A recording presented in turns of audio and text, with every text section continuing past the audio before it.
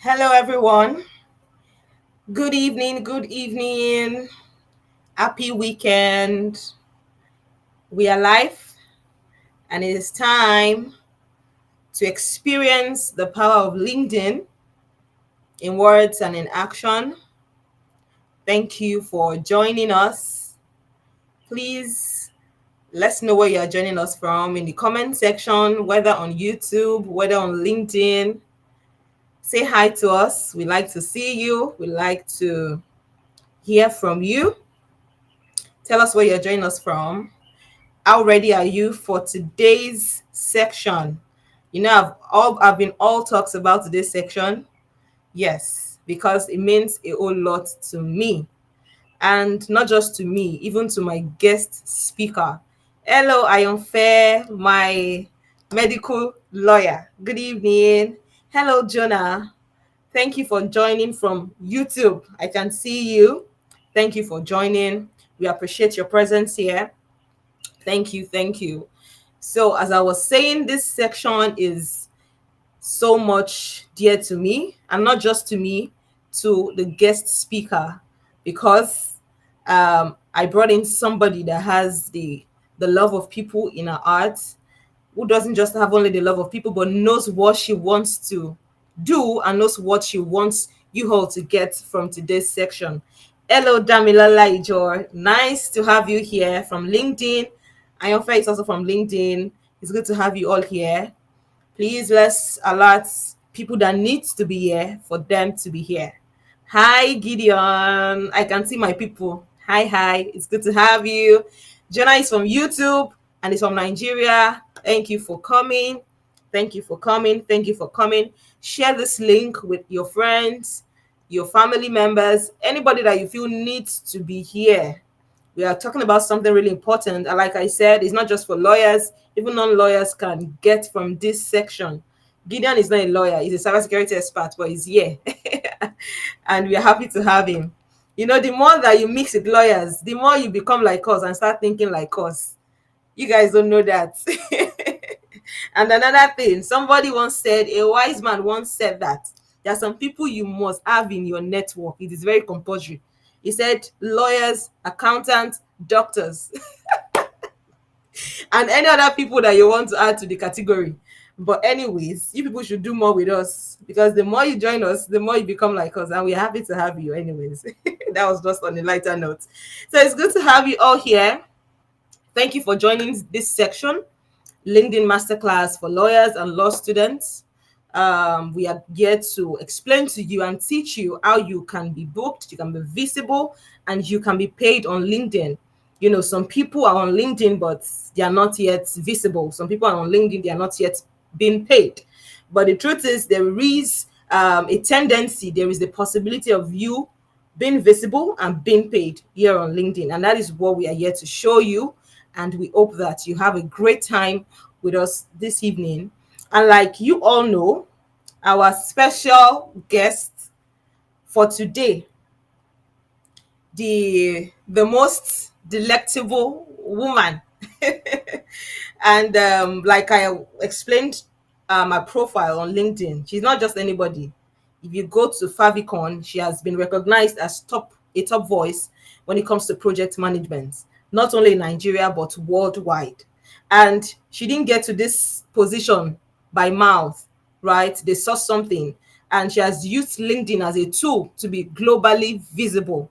And that's why I think and I believe that she's the best person to come and address you here, because she's not going to speak just words. She has evidence. In fact, she's the evidence, she's the result, she is what you need to know when it comes to LinkedIn working for you all. And that's why we've brought her here. We'll be reading her profile, right? So Victoria Olamide is a lawyer. Yeah, she's a learned colleague too. She's a lawyer and a project manager with 5 years of legal practice and extensive experience leading cross-functional teams in the tech and business sectors. She offers a rare blend of legal expertise and strategic project management skills. As co-founder of PM's Connect, Victoria has built a thriving community dedicated to empowering project managers through resources, events, and training. She has worked with clients across industries to navigate contracts, close loopholes, and negotiate terms that protect their interest. When she's not decoding legal terms, Victoria is leading impactful projects just like this one. She's speaking at events just like this one, or enjoying good laugh over her favorite podcast. Her mission is simple: to make legal impact, to make legal knowledge accessible, practical, and empowering for everyone. Please, a round of applause for our guest speaker, Victoria Olamide. Wherever you are, whether on LinkedIn, whether on YouTube, please use the emoji. Let's welcome her. Let's appreciate her for being here. It is not easy. And the fact that she's here for free to give you what, ordinarily you could have booked a session for 100K, 50K, whatever amount she's going to charge you. But she's here to give us for free the knowledge that's worked for her, the strategies that's worked for her, and is paying her. So please, let's welcome her. Thank you so much, sis, for coming. Like I said, I appreciate this. I love you so much. Thank you, thank you, thank you. So please, a round of applause for her. If you are not clapping, you are wrong. You are very, very wrong. So a round of applause for her. Thank you, Jonah. Thank you for using that emoji. We appreciate you. All right. I'll be bringing her on right about now. So hi, Abisola. Thank you for joining. That's Tao. Thank you for joining. Abdul Rakib, I can see you. Thank you for joining. While we wait for more people to join, please let's honor our guest speaker. Let's clap. Let's use the favorite emoji, whatever you can use to welcome the speaker. Let's do that while she takes up this space. So without further ado, I would like to call on the guest speaker for today, Victoria Olamide. Please, thank you for joining us. You're welcome to take up the mic and speak to us. Thank you. Thank you so much for that warm welcome. Thank you, and it's a pleasure to be here. Okay, first off, I already apologized to my learned colleague, my learned sis, like I call her. Um, I can't turn on my camera currently because the network where I am, if you're in Nigeria, you understand how terrible the network has been lately, especially with MTN. So please pardon me because I could turn on the camera now and I'll be kicked out, and I wouldn't want all that whole record. So thank you so much for joining me this evening, and it's a pleasure to be here. Like I'm so honored. Thank you for inviting me. All right. So I think we can get right into it now. I'm seeing so many comments already. Thank you so much, everybody. I love how engaging this is already. I'm seeing Jonah Cyber Up. Nice. Chiwendo Suji. I'm seeing Doyisola Falola. Okay. Abisola Olowe. I hope I'm pronouncing that right. Then I'm seeing Ayonfe. Oh, I have my namesake here as well. Ayonfe Victoria. I, Damilola Ijo, and every other person. So thank you so much for joining this evening. And my hope and my prayer is that by the time we'll be leaving, we will not just leave alone, but then would be able to take away something that would not only impact but make so much, So not I wouldn't want to say an example, would be the start of something really huge, and you always be able to make reference to this particular event. All right, so without further ado, please let's dive right into it. Okay, so I'll be sharing my screen. I will be sharing my screen. Let me do that now. All right. So please, if you can see my screen, just type in the comment section. Let me see. Let me be sure that everybody is seeing me. If you can see my screen, please type. Let me see. Okay. Okay. All right. So let's get started. The power of LinkedIn for legal professionals. Although I'm seeing that there are some. Oh, okay. I can see my namesake already. All right. So I'm seeing that there are some people that are not. I'm not really sure if they're entirely in the legal space or if they're just in the cyber space alone. But I hope that whether or not you're in the legal space, like only, I hope you'll be able to actually pick some skills, because I believe there'll still be some lessons where you can, transfer into what you're doing and you will still get results. Oh, nice. I like that. Okay, so I believe you'll be able to get results with them. All right. Okay, so let's get started. So the power of LinkedIn for legal professionals. I know we've been on LinkedIn for a while and everybody's always talking about it. LinkedIn this, LinkedIn that, LinkedIn this, LinkedIn that. I think the first thing I would want to say is how many people here actually just use LinkedIn to update? You just only come to LinkedIn to come and update your page when you're job hunting. You just quickly update the experience section. You just took a course last year or last month, you update it, and then you took one voluntary course like that, somewhere, you update it. But it's only when you're actually, looking to see or get opportunities that you do that. Please just notice in the comment section if you know you are in that group of people that you only come on LinkedIn to actually just update your profile when you're looking for opportunities. And if you know that you'll be building a brand, I'm not asking whether or not you see visibility yet. No, that's not the question. But if you know you've been building a brand and you've been intentionally building yourself, like doing the all necessary work, the whole nine, nitty gritty of everything, of just putting yourself out there, making people see you, and then position yourself, put it in the comment section. So I think that would really help. So whatever it is, I want to know the people I'm talking to so I can actually relate better. And then I'm not just, passing information or just keeping others that may need it. So I want to know where my audience is at currently. So please put it in the comment section and let me see. All right. While you do that, we will proceed. So as I was saying, for people that have been, just updating their profiles, and please do that. I'm actually just waiting for responses. I'm waiting for responses so that it can I can carry everybody along and nobody's left behind. Okay, so I've not seen any response yet.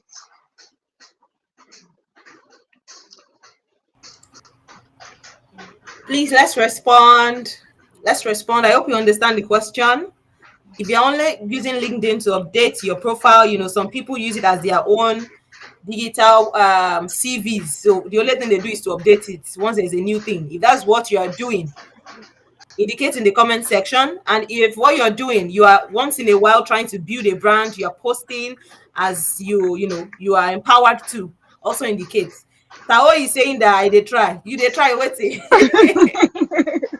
You are doing it. Stop being humble. And your fatty is doing it. Stop being humble.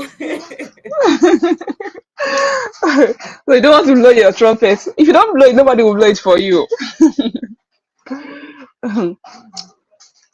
Okay, I think we can proceed then. That's fine. I like the mix and blend of what I'm saying. Okay, so now imagine for people that actually have been building brands, now imagine if your LinkedIn works for you every single day.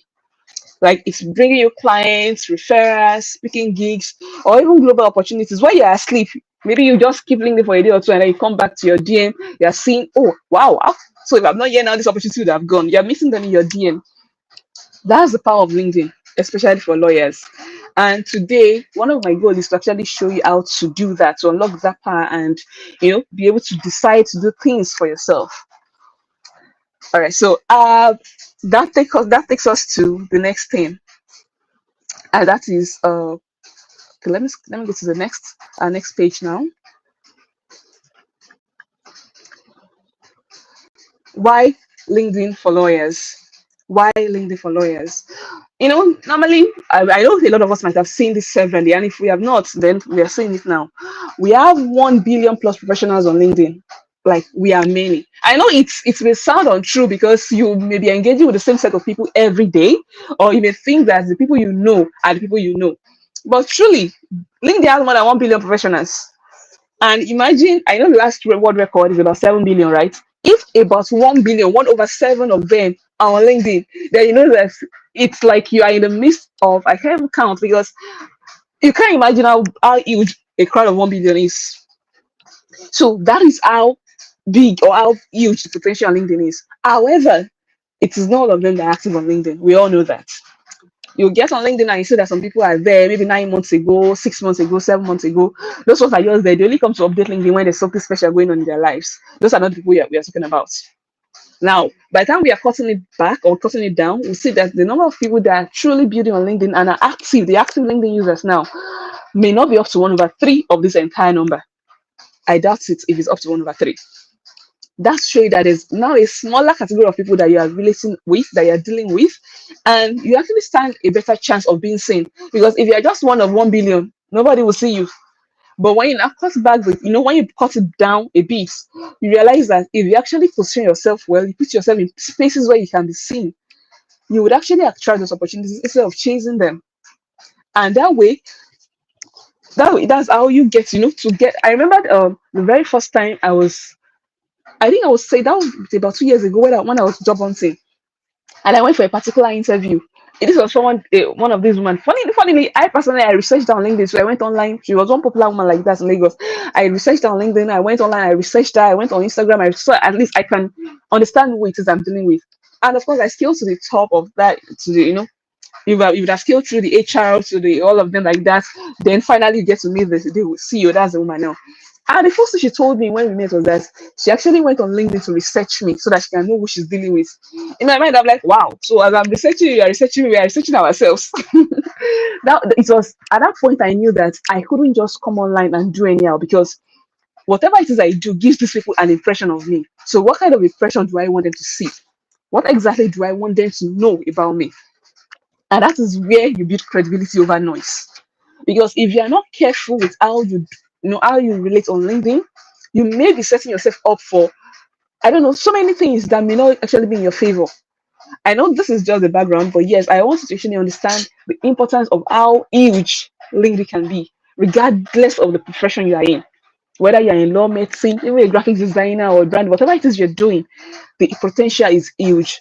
And one of the things I really appreciate about LinkedIn now is the fact that we now have verification.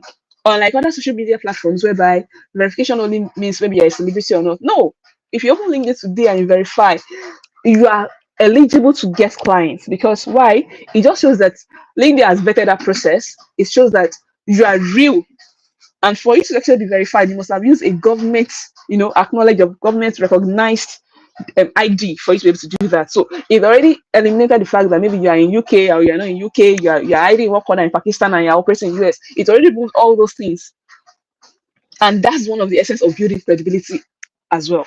So it actually trumps the fact that people are scared to relate to you. No, you can, if you position yourself well, you can get clients anywhere, anywhere in the world.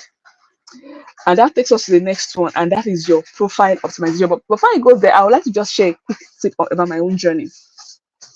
I started LinkedIn. I've been on LinkedIn since, I always tell people, since 2016. It's weird, but yeah, since 2016. But I didn't start building on LinkedIn until last year. That was 2024 February. That was when I actually started building on LinkedIn. And if you ask me now, I will tell you that I wish I had started earlier. Honestly, I wish I started building earlier. But I only registered myself on LinkedIn back then in 2016. I think I was in school, maybe my third or fourth year, I can't remember. I was in school and I had just taking, I think, one HR course like that. And the next thing they told us is, oh, go and post on your LinkedIn so that when HRs want to check you out, they will see that you are taking new courses, you are actually, updating yourself, you are expanding your knowledge, all this kind of, yada, yada, yada that everybody tells us. And that was all carried into LinkedIn. I'm like, what's this LinkedIn everybody's talking about? And I went to go and open an account. I opened it, set it. I didn't set it up. I just, the way I think I was using the same way I was using Facebook back then. Just come there, check what people are doing, and leave. I actually had no idea what potential the platform had. I had no idea how there's even anything called positioning yourself. I had no idea of anything. I was just on LinkedIn. And one of the things I remember was, I think there was a time one of my colleagues back then in school was talking about, oh, I think he was just feeling himself, and he was like, I now have 2,000 followers on LinkedIn. I cannot wait till they reach 5,000. This was far back as 2017, 2016, 2017 now. When he said that, I was not wondering, so is there a big deal? Because at the time, I think I had about 4,500 followers, and it was jubilating over 2,000 followers. And I'm like, in my mind, I'm like, so this thing has potential like that. When I now told him, I was like, what's the big deal? He said, that he has 2,000. I said, yes, I know, but I have 4,500. He was like, you have 4,000? Like, he now carried it even higher than myself. I'm like, you have 4,500? What are you doing? At that point, I started asking myself, if there's something like on LinkedIn that I'm not even aware of, I'll go there again. I'll see everybody and I'll say I'm very excited to announce that I'll run away again. And that was the end. So I was in school. I was just on LinkedIn for the sake of being on LinkedIn. And then I went to law school. I was called to that. And yeah, I was still on LinkedIn, but not being on LinkedIn. But last year, I became very intentional. And that was when I transitioned kind of. I don't like to use the word transition. I evolved into project management because I wanted something more than just law alone. I went into project management and somebody mentioned something about building online. and how nobody can argue with results. Nobody argues with results, especially when it's vivid. When they're asking everybody for CV, they won't ask you. Instead, they'll be setting up meetings with you. And I'm like, okay, if this is possible, then I can build online as well. And that was when I got serious. I remember reaching out to some top creators, and some of them were very, very pleasant. They answered, and I asked them what they did. I remember then I took some courses here and there. I took some classes to be able to understand what it entails, and that was I started building. Then I had to work on consistency. I started, and jokingly, it was tough. I wouldn't like, because I remember then I would take about 10 steps back forward, I'll take 20 steps backward, I'll take 50 steps forward, I'll take 100 steps backward. It was a lot. But one of the things that really motivated me to keep going was the fact that I gave myself a time frame. I just told myself, give it 6 months, put in your best. What's worst that can happen? If you put in your best, even if it doesn't work out, looking back, you will be able to tell yourself that there's nothing else you could have done humanly possible. There's nothing else you could have done humanly possible to achieve it, because you did everything you could possibly do. And that was the motivation then. And I went all out. The energy was back to back. And I remember that I checked myself, Dayo mentioned something earlier that on Favicon and all. I remember I checked myself on Favicon. That was June last year, and Favicon had no record of me. I didn't even see my name, not talk of seeing what I do. I was like, wow. I was a bit stung. I felt bad, but at the same time, I was like, okay, I'm going to write this story. Imagine, I already started LinkedIn as of February, March, April, May, June. 4 months after, I checked myself on Favicon, and it had no record. I was like, so what have I been doing all this while? It was bad. I felt really unhappy, but I just told myself I need to write this story. And then that now reinforced my decision to go all out even more, because the time frame I gave myself was closing in. 6 months was ending in August, and this was June. I went all out, and interestingly, I remembered as at August. I didn't even know, because at that time my mind was I must be on Favicon list before December. That was my goal. Let me work hard, put myself on that list. And interestingly, I just saw that somebody tagged me that random day. I didn't even know anything was happening. Someone just tagged me, and I saw myself there. Top 50 LinkedIn creators. I was like, okay. Then another list came up. Top 50 project management creators worldwide. And I was only Nigerian on the list. I think as then I was number 13. I'm like, wow. So a lot could change between June and August. That just fueled my motivation to keep going harder. It was just perfect motivation I needed.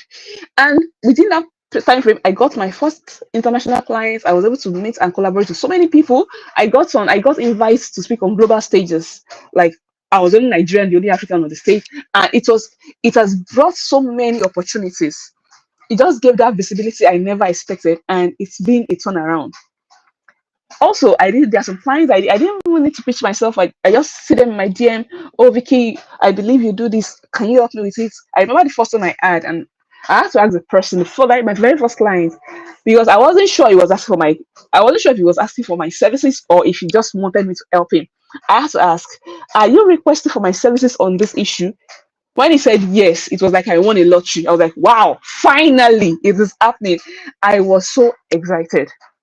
And that was when I knew that it was possible. The potential, the possibility was huge. I think that was 3 months after my intentionality of the thing came on board. Like, I think that should be sometime around May or so.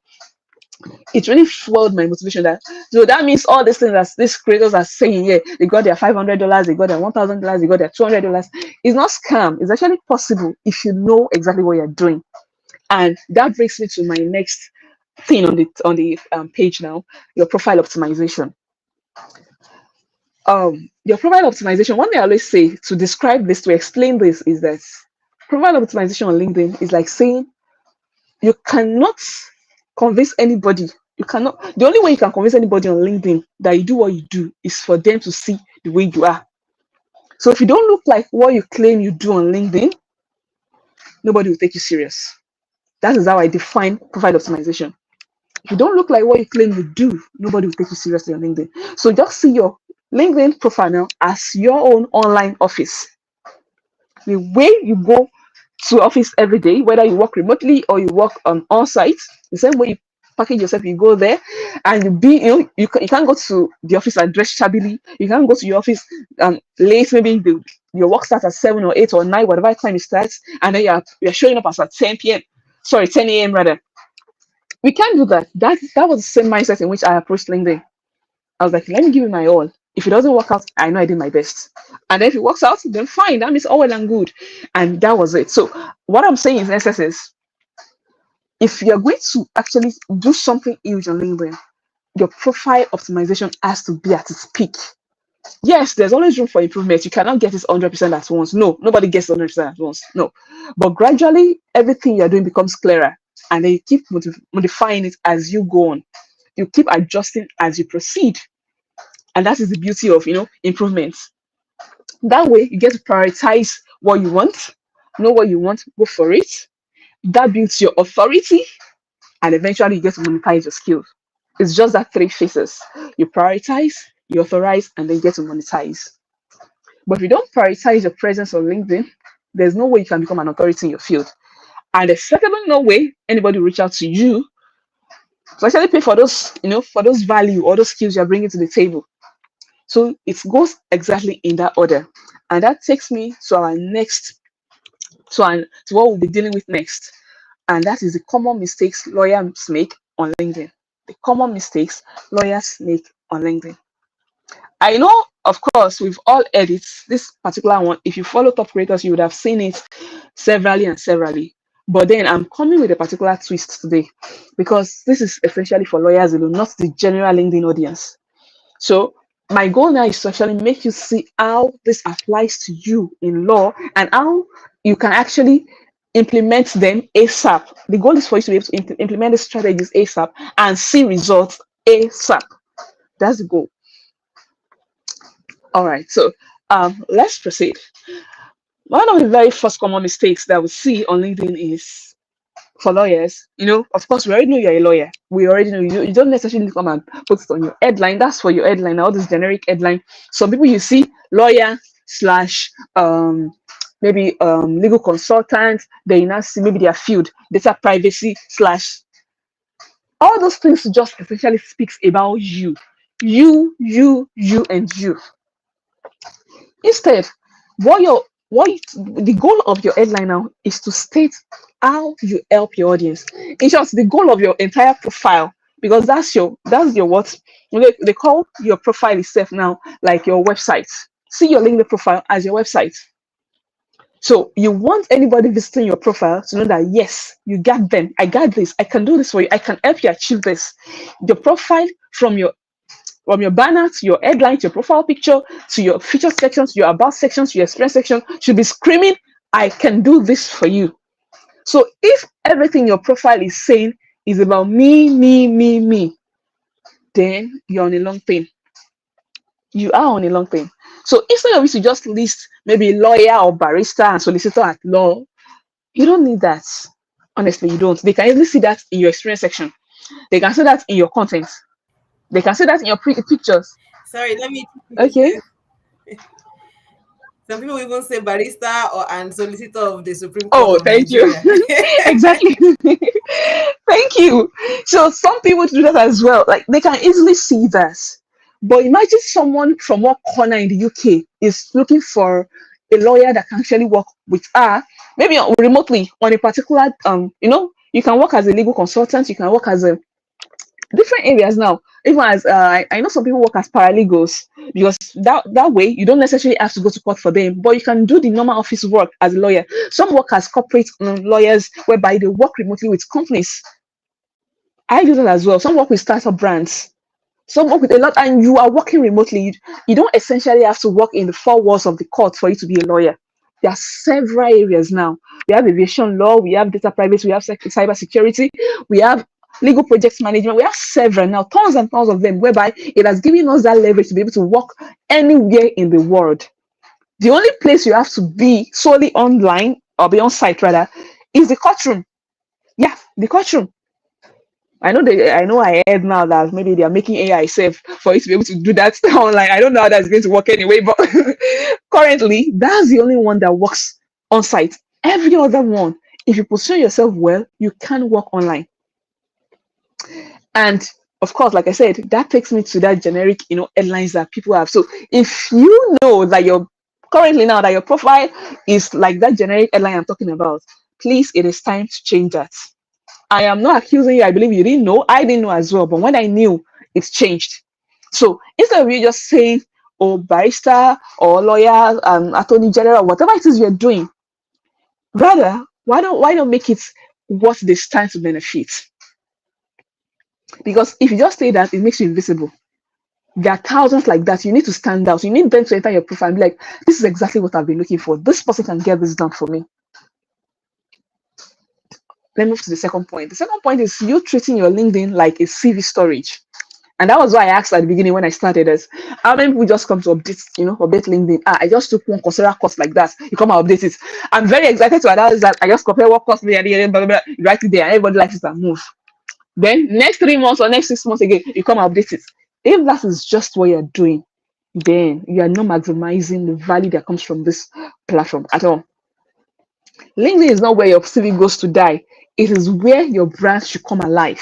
All those skills, all those things you've learned should work together to actually bring your brand alive, to give it a voice and make you one of those standout voices on that platform. I go to the third point now, and that is hiding behind professionalism. A lot of lawyers are doing this. I used to do that as well. I was very guilty of this. Very, very. No, many lawyers think that, oh, I can't show my personality. I have to be formal. But the truth is, the clients you're trying to relate with are humans. They're not titles, they're not robots. So you have to be human in order to relate with humans. If they don't see that humans part of you, it's very hard. And that is not to say, oh, you come online and come and do what the way everybody's dancing on trends now on TikTok, jumping on every challenge. No. Not at all. But if you only think all you have to do on LinkedIn is what they taught us in law school, you have to be prim and proper, the way, my goodness, I doubt any of those work in real life, because you have to put yourself out there for you to be seen. No matter how valuable you are, if nobody sees you, it's as good as useless. But then, if that value is given a bit of visibility, you'll be surprised what it will attract. That is the third point. And then the next one takes me to the fourth point on my list. When you are not engaging, you cannot just post and ghost. And this is for people that are building brands now. I know we've heard it tons and tons of time. Don't post and ghost. Yes, don't post and ghost. If you don't comment, you don't respond, or you don't start conversations, you are missing out big time. You are missing out, because sometimes it may be that post you made that somebody will see and they reach out to you. I remember that I made a post last year, November. Was it November or December? I think November. Towards the end of November last year. And a particular brand reached out to me this March that they saw that post I made in November. And with the portion I made it with, because I just did a kind of free, should I call it visibility, whatever that for that brand, because I actually used the brand and I liked it. So I did it for them. And the woman in question, that's the founder now, reposted it on her page. She was so impressed. She reposted it. And just like that, those people saw it almost 6 months after. And I had to reach out that, how on earth did I get that woman? I'm like, I didn't do anything special. I just wrote about what I felt about that particular thing, and that was it. But they were shocked. I remember one actually told me then that one of the reasons why he reached out to me was because most of the people he has been stalking on LinkedIn, so they will even follow him, and they are the same people that are following me on LinkedIn. So that, how do I know this person? I said, I was telling you, I'm not sure I know the person one-on-one, but I think the name sounds familiar. I was like, you don't know this person? This one person. That day I was just dazed. I was laughing. I was like, wow. He had to make me understand that this is somebody he has been following for a while, and the person never has this time. But these are people that are following out. Like, that's one of the reasons why you need to put yourself out there. If people feel that you're giving value, they will follow you. They may not even enter your DM yet. They will just be observing. They'll be there in the comments you're posting. They'll be observing until the day you post something that actually resonates with them, and you see them in your DM, or better still, you see them in your emails. You get an email from them. And that is it. So that is one of the reasons why you cannot do LinkedIn. You can't do LinkedIn without engaging. It is not possible. That is what even drives the algorithm. LinkedIn is so different from every other platform.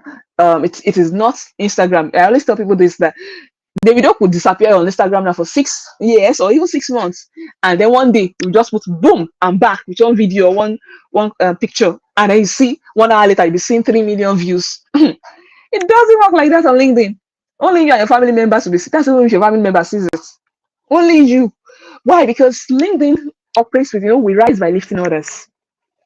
You have to give for you to be given.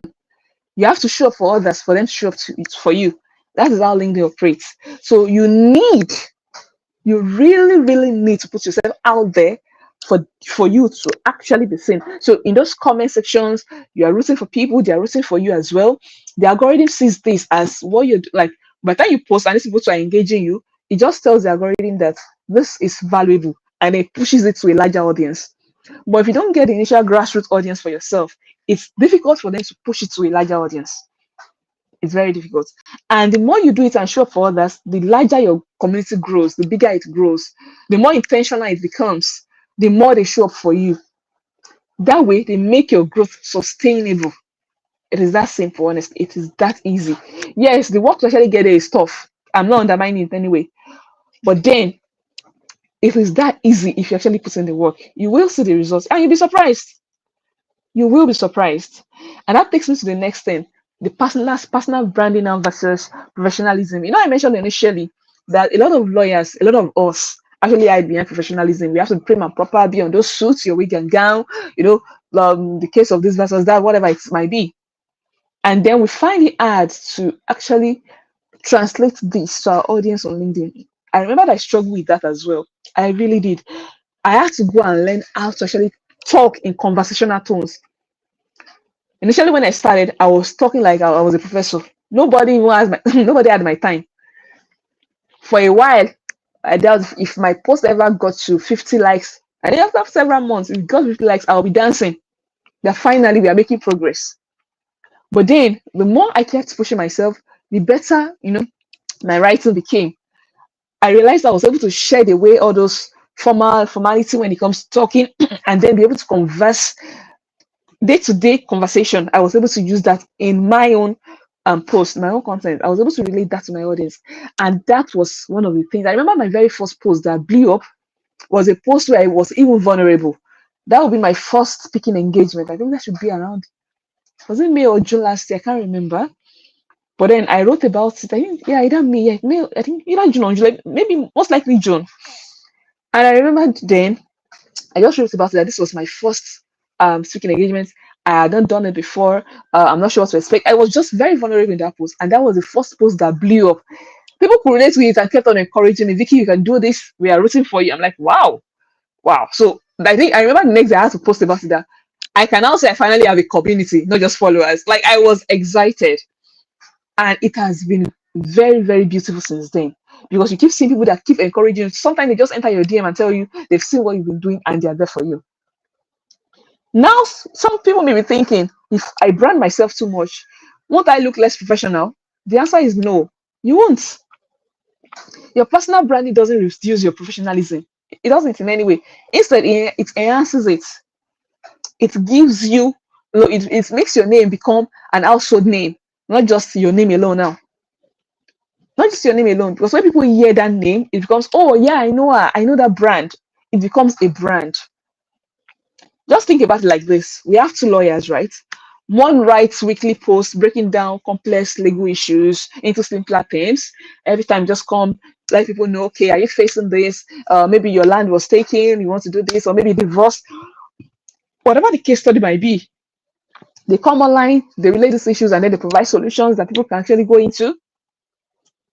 And then the other one, so just simply wrote corporate lawyer in the headline and never post. But then when you get there, every time you see that they have, in short, they even snap their what's it called now, professional headshot, wig and gown. You know that yes, one is a lawyer, and then they have corporate lawyer with 5 years experience there. Which of the following, which of the two of them now, which between both of them, which one do you think a business owner will call first when they need a guy up? Which one? I really want, I want to see answers here now. Which one do you think they will call first?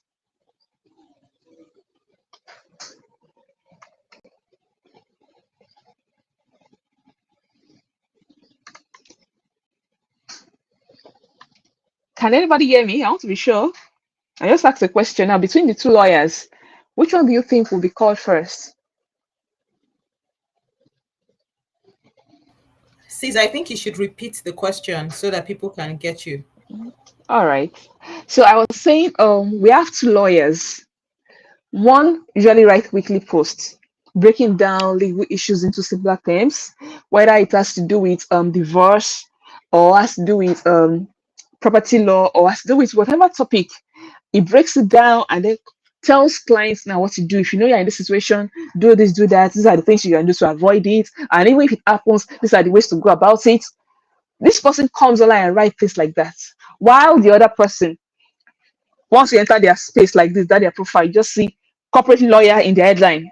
In short, even their what's it called, their professional headshot is a picture of them in wig and gown. You see corporate lawyer with 5 years experience in this digital space or whatever. When a business owner gets into problem, which of these two lawyers do you think will be the first one they will call? Which one? The first one. Thank you so much. I like that. Exactly. Why? Because they are able to relate to them better. That's just it. They're able to relate better. So it makes it easier for them to know that, okay, this person understands what's going on. They can provide solution. And that way, they're easily, they would move. They easy, very, very easy. And then the next one now is that we're going to would be, like I said before, your branding equals your visibility plus your personality. What you do, and that is one of the reasons why they will go for that first lawyer. Why? Because they are able to see the person, and not just see the person is able to relate to what they are going through. Unlike the one that never posts, but then he's a lawyer. You've never seen what the person does, so how can you determine that they can even deliver on the job? How? But this first one now has been there, shows up, even brings up cases of clients that they've worked with that had these issues, and this was how they were able to solve it. And if anybody's in that position too, is how you can go about it. They've solved this over and over again. Naturally, you would have built credibility. And if at all anybody is going through that thing, you will see that they will be the ones recommending you on LinkedIn. Have you seen this social person on LinkedIn? I know the person is good. Or I remember this thing I read on this. They'll be the one recommending you. That's just to show you that clients hire humans, not just titles. They hire humans, not titles. And that takes us to the next one. And that's for a profile optimization now. I said it before that your visibility versus your value now. No matter, I said initially that no matter how valuable you are, if nobody sees it, it's as good as useless because not only you and it doesn't benefit you. Not as if it doesn't benefit you, but you can't earn from it. You can't pay yourself. You can't hire yourself. Obviously, people have to hire you. So that means no matter how valuable you are, you have to be seen for that value to be appreciated. You just need to be seen. So I know one of the questions I usually get is, should I just focus on being seen or being valuable? And I will give you a very funny example that I've seen. If you know that you fall into this category, yeah, I mean no shades, but it's what I've seen recently on LinkedIn. So recently I noticed that one of the trends that be going on LinkedIn now is people that you see, congratulations, I celebrated 5,000 followers. Congratulations, tomorrow 5,100 followers. Then next tomorrow 5,200 followers. They'll come back next week again. I'm now 5,500 followers. And you keep seeing this, they get 6,000. I remember it was funny. I was thinking with a LinkedIn creator at one point, and I was like, I'm not sure what exactly is going on LinkedIn, but I think this is the new trend now. And she was like, that Vicky, did I saw 200 followers? I was laughing. I was like, it has got to this point. And I was jokingly, I was saying, you know what? I don't think anybody has broken it. I've not seen 50 followers. The days they celebrate 50 followers on LinkedIn, I know that it's finished. Lo and behold, I enter LinkedIn the next day. The first post I was saying is, congratulations, I just celebrated 50 followers. I'm like, what?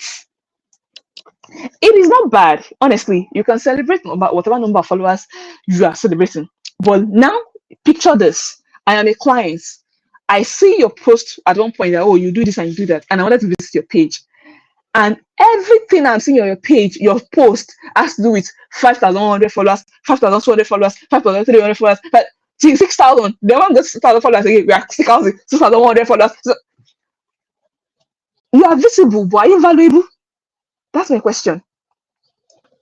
If all they see on your page are the numbers you're celebrating, then you're not bringing any value to the table. That's one.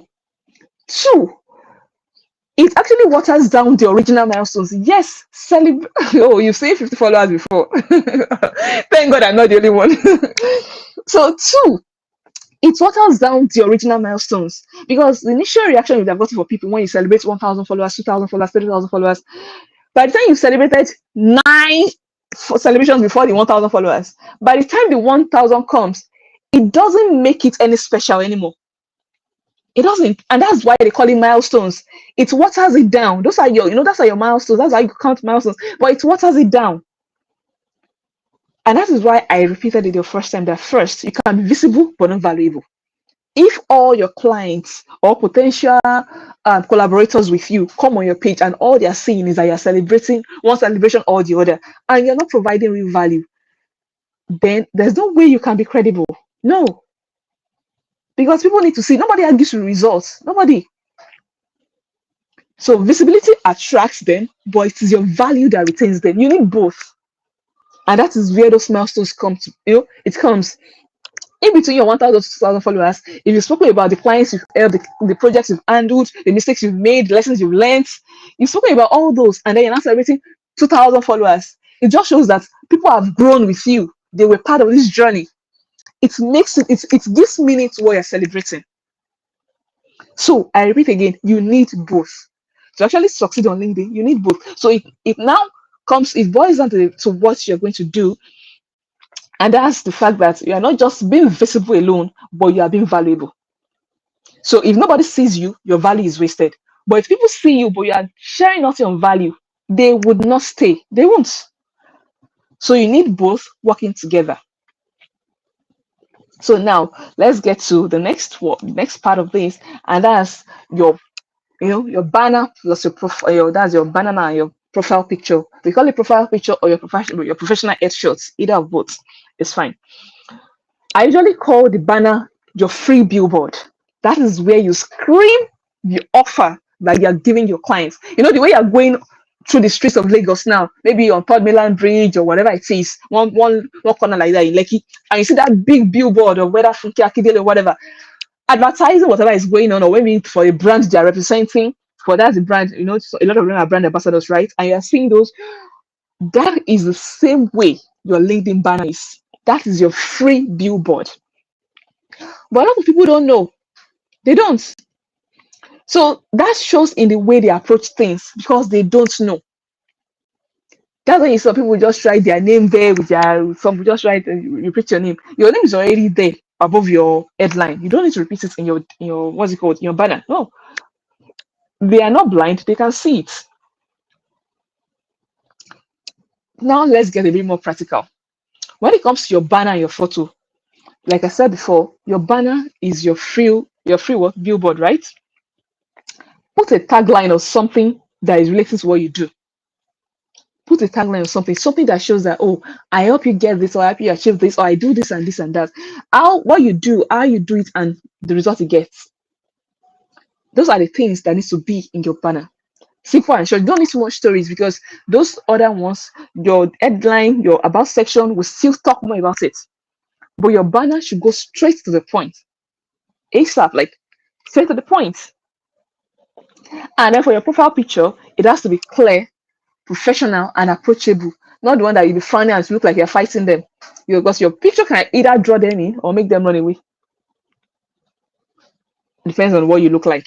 I'm not even talking about beauty or anything. You see some people who go and snap in front of flower. The flower will almost overshadow them. You never see the person stand in front of the flower, or in the middle of the bush or the tree or whatever.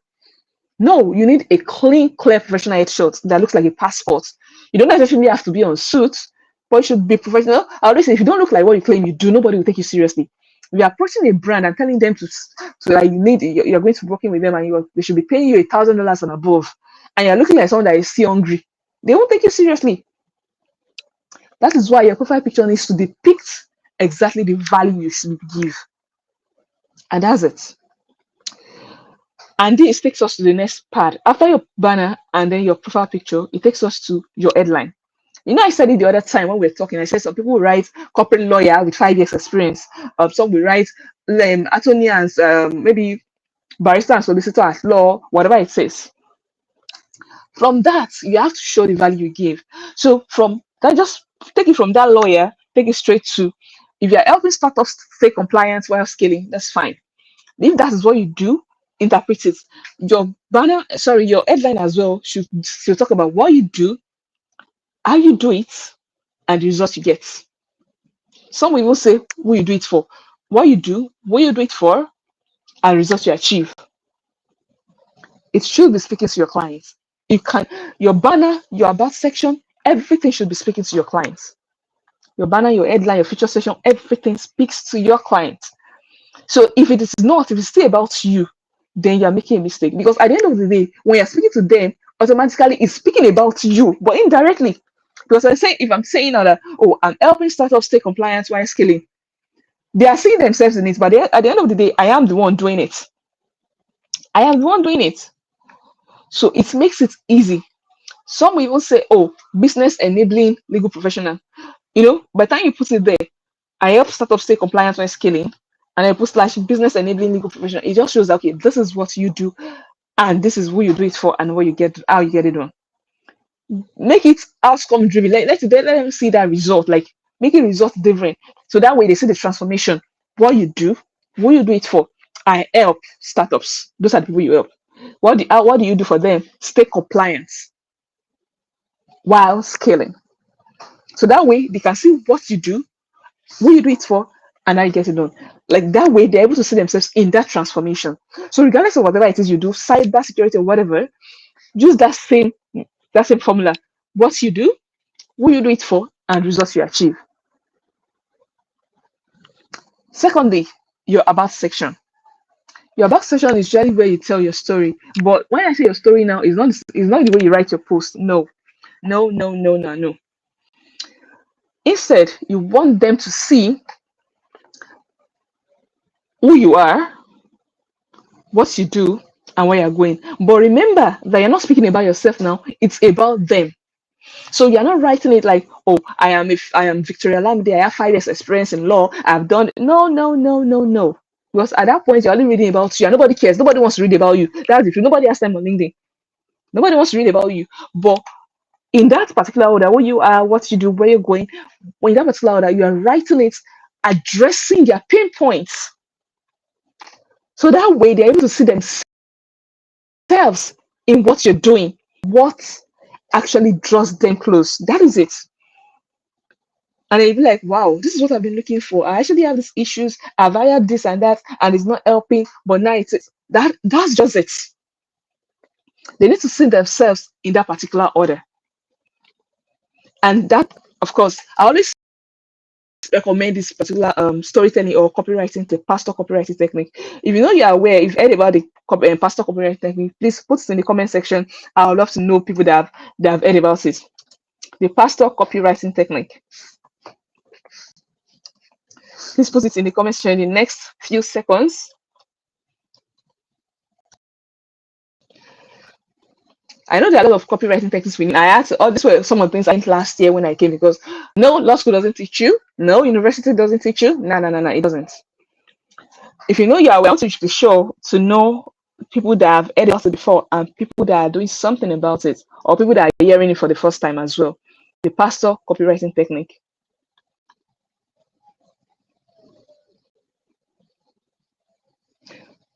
Jonas said, pardon, your banner show and what? I'm not sure I get what you're asking. Could you ask it better? I'm not sure.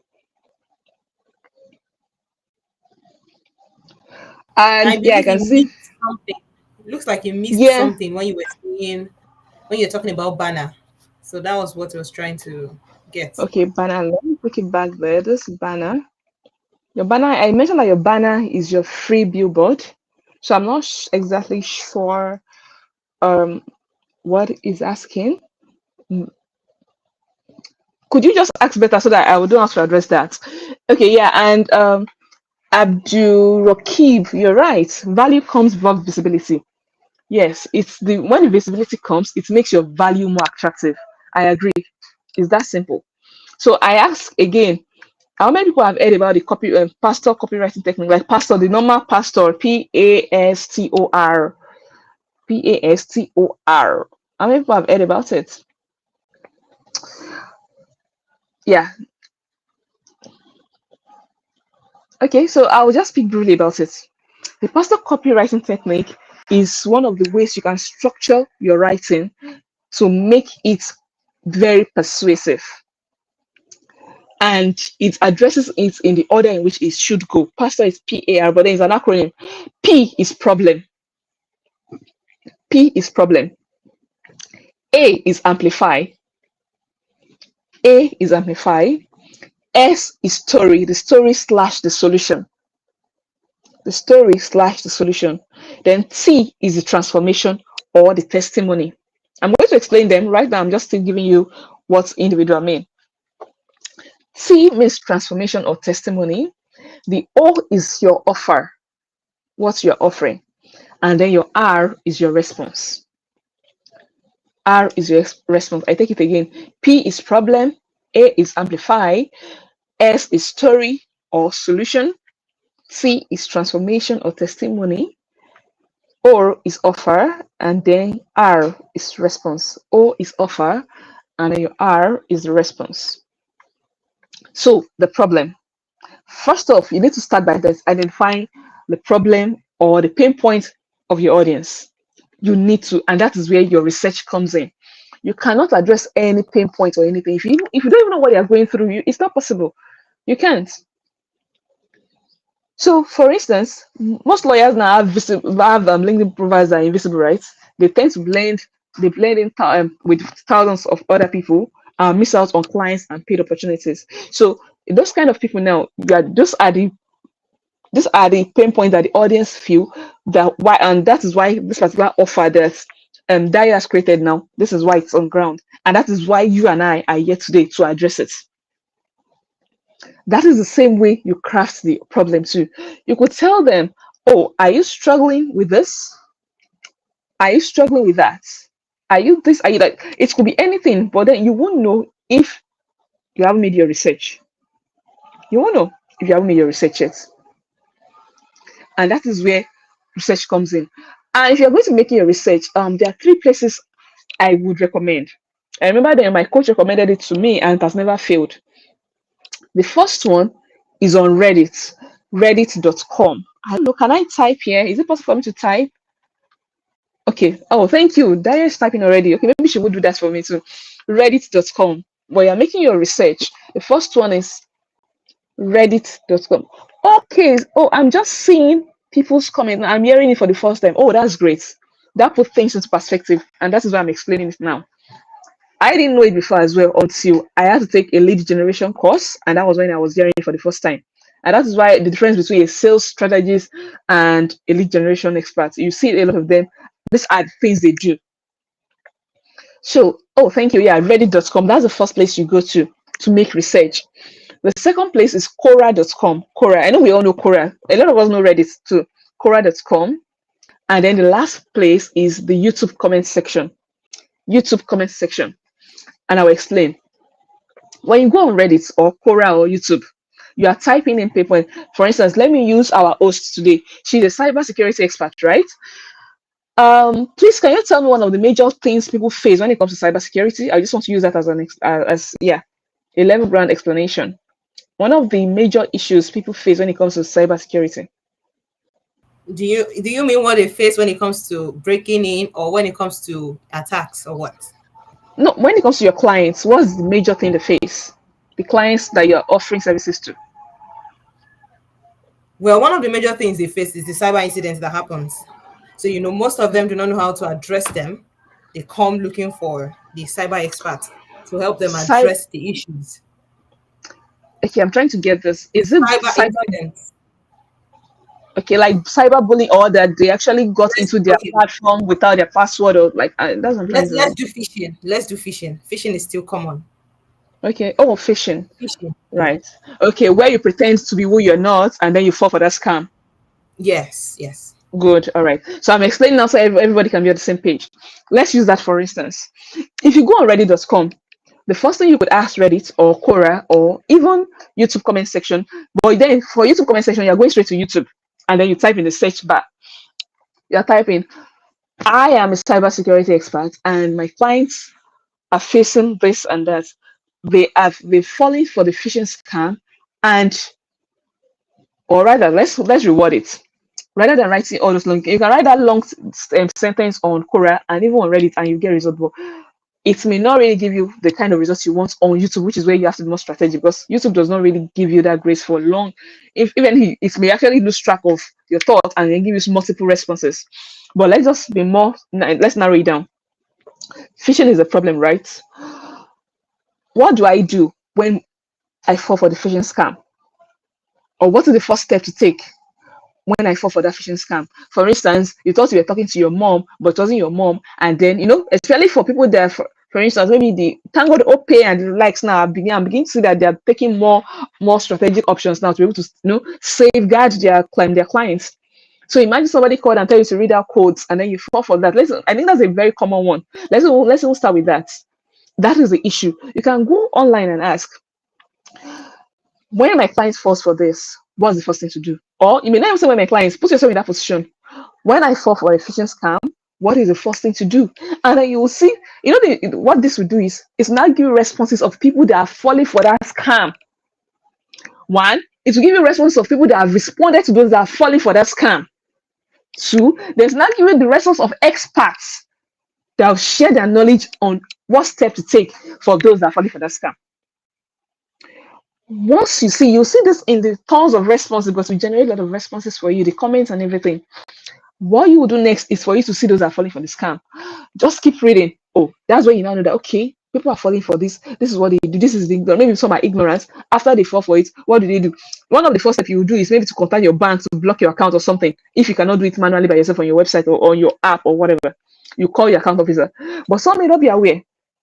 There may be one of the very first things to do. If that is it, then you would have seen it there. Some people would have recommended it, and some people will tell you that they tried it, but then they blocked the money, but one way or the other they still got it. But what if they actually got it out? Then that may be when they may need to report to the police. Really, if it's a very large sum, they may need to report to the police, file what's it called, with the police, and from there, once they file this, the police will take it up, right, with the state CID, and then they will liaise with the bank, of course, and then start tracking those funds.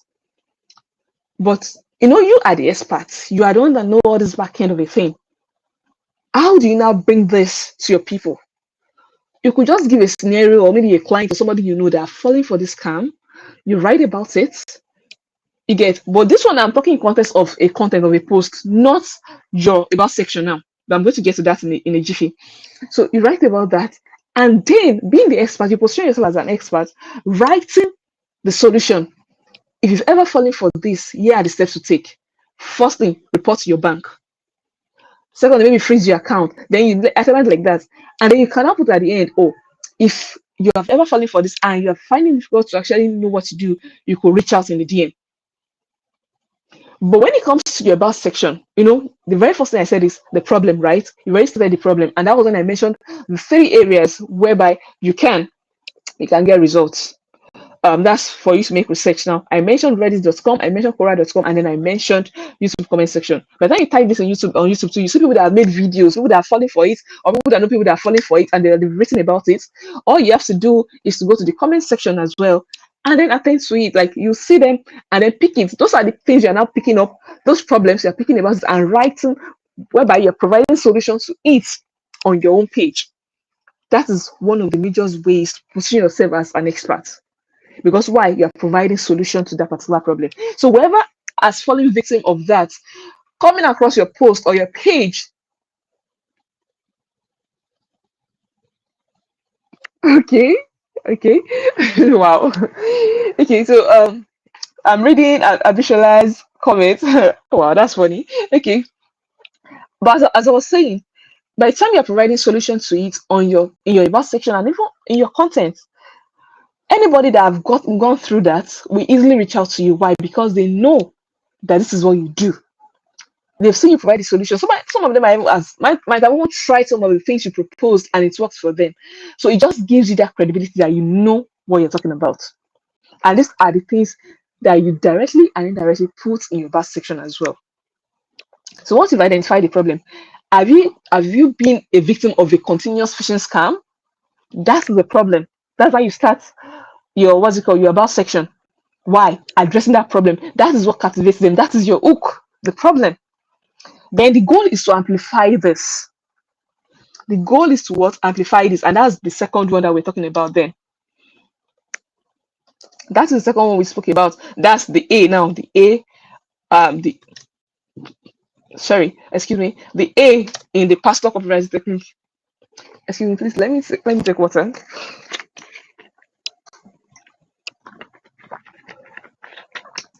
All right. So as I was saying, that is the A. A means to amplify. That means you agitate the problem and you show the consequences of them not doing anything about it. So that means you are making it more obvious that this thing you are going through, if you don't attend to it, then you stand a chance of actually losing more. I don't know if you get my point. You stand a chance of losing way more. So that way, you are building up something so that you can now position yourself as a solution to that problem. So, for instance, now, every day now, professionals, doctors, lawyers, and everybody receive emails that look legitimate, or maybe codes or whatever, but they're actually phishing scams. And one careless click of or one link or whatever, now one careless click can either expose their data or compromise their information. And if they're not careful, that could ruin their reputation. That is the problem. So when it comes to amplifying it now, you can now let them know that, oh, about this, a single act email can mean that you've leaked your client's files, stolen passwords, or even authorized bank transfers. So by the time you are adding this to it, some of them that have gone through this, or know some people that have gone through it, like, wow, this is true. This is so true. And then you proceed. After amplifying it, you go to the story or the solution. And these are the ways you coin it. These are the ways you coin it now into not just your post alone, because a lot of what I'm talking about now can be used in your post. That's how creators write their post on LinkedIn, especially top creators. Yeah, that's how we write our post on LinkedIn.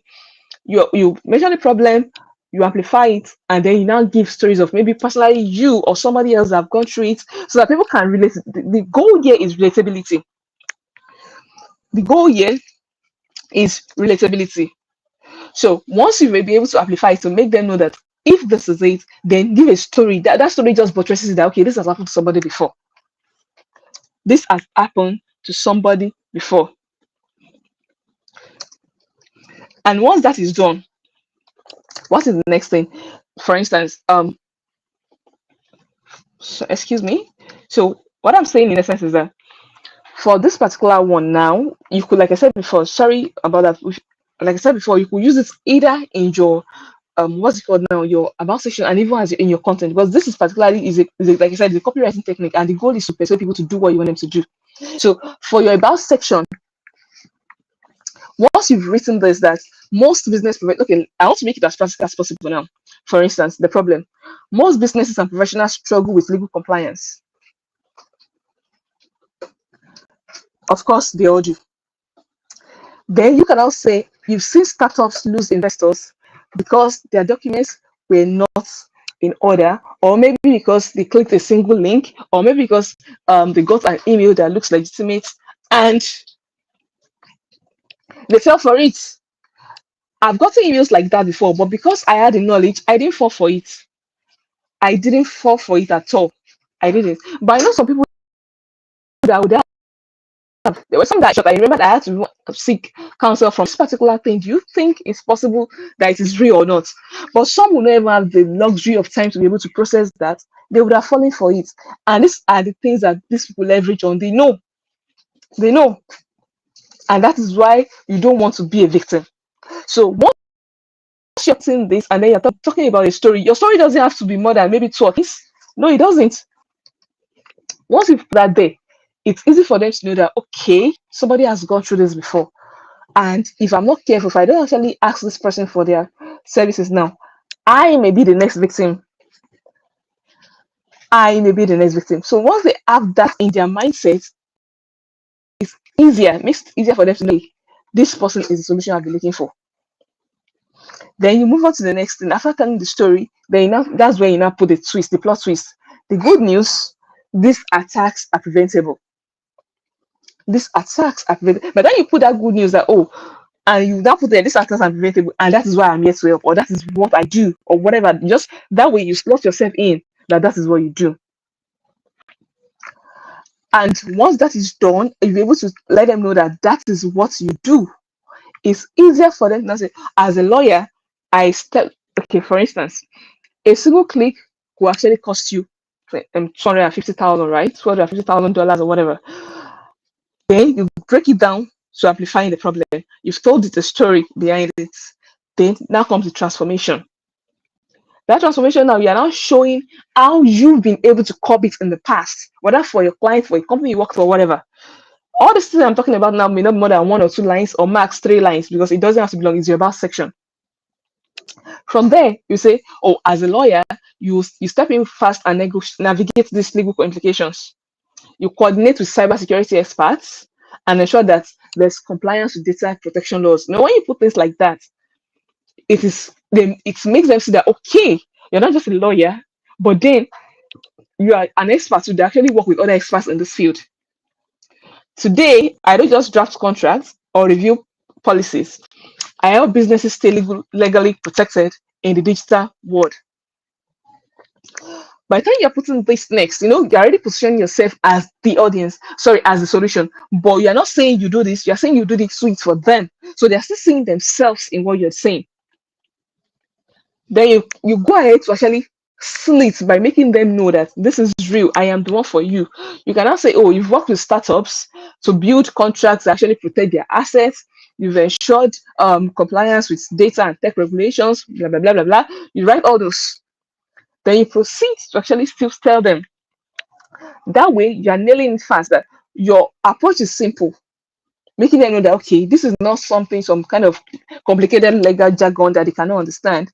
But then it's simple, practical, and business enabling.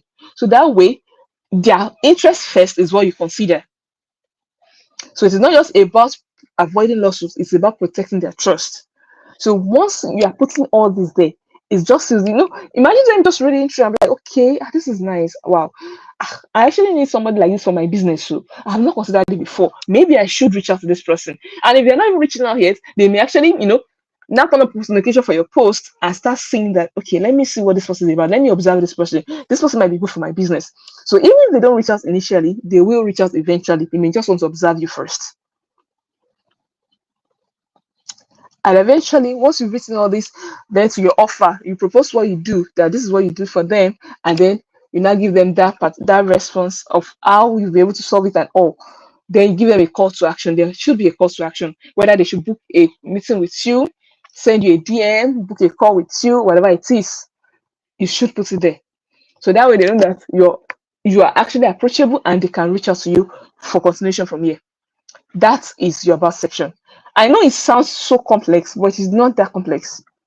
Whatever it is you think you do right now, you could take it to ChatGPT or any of this AI that does well and tell it to write for you using the pastor copywriting technique. Tell it to write for you whatever it is you do.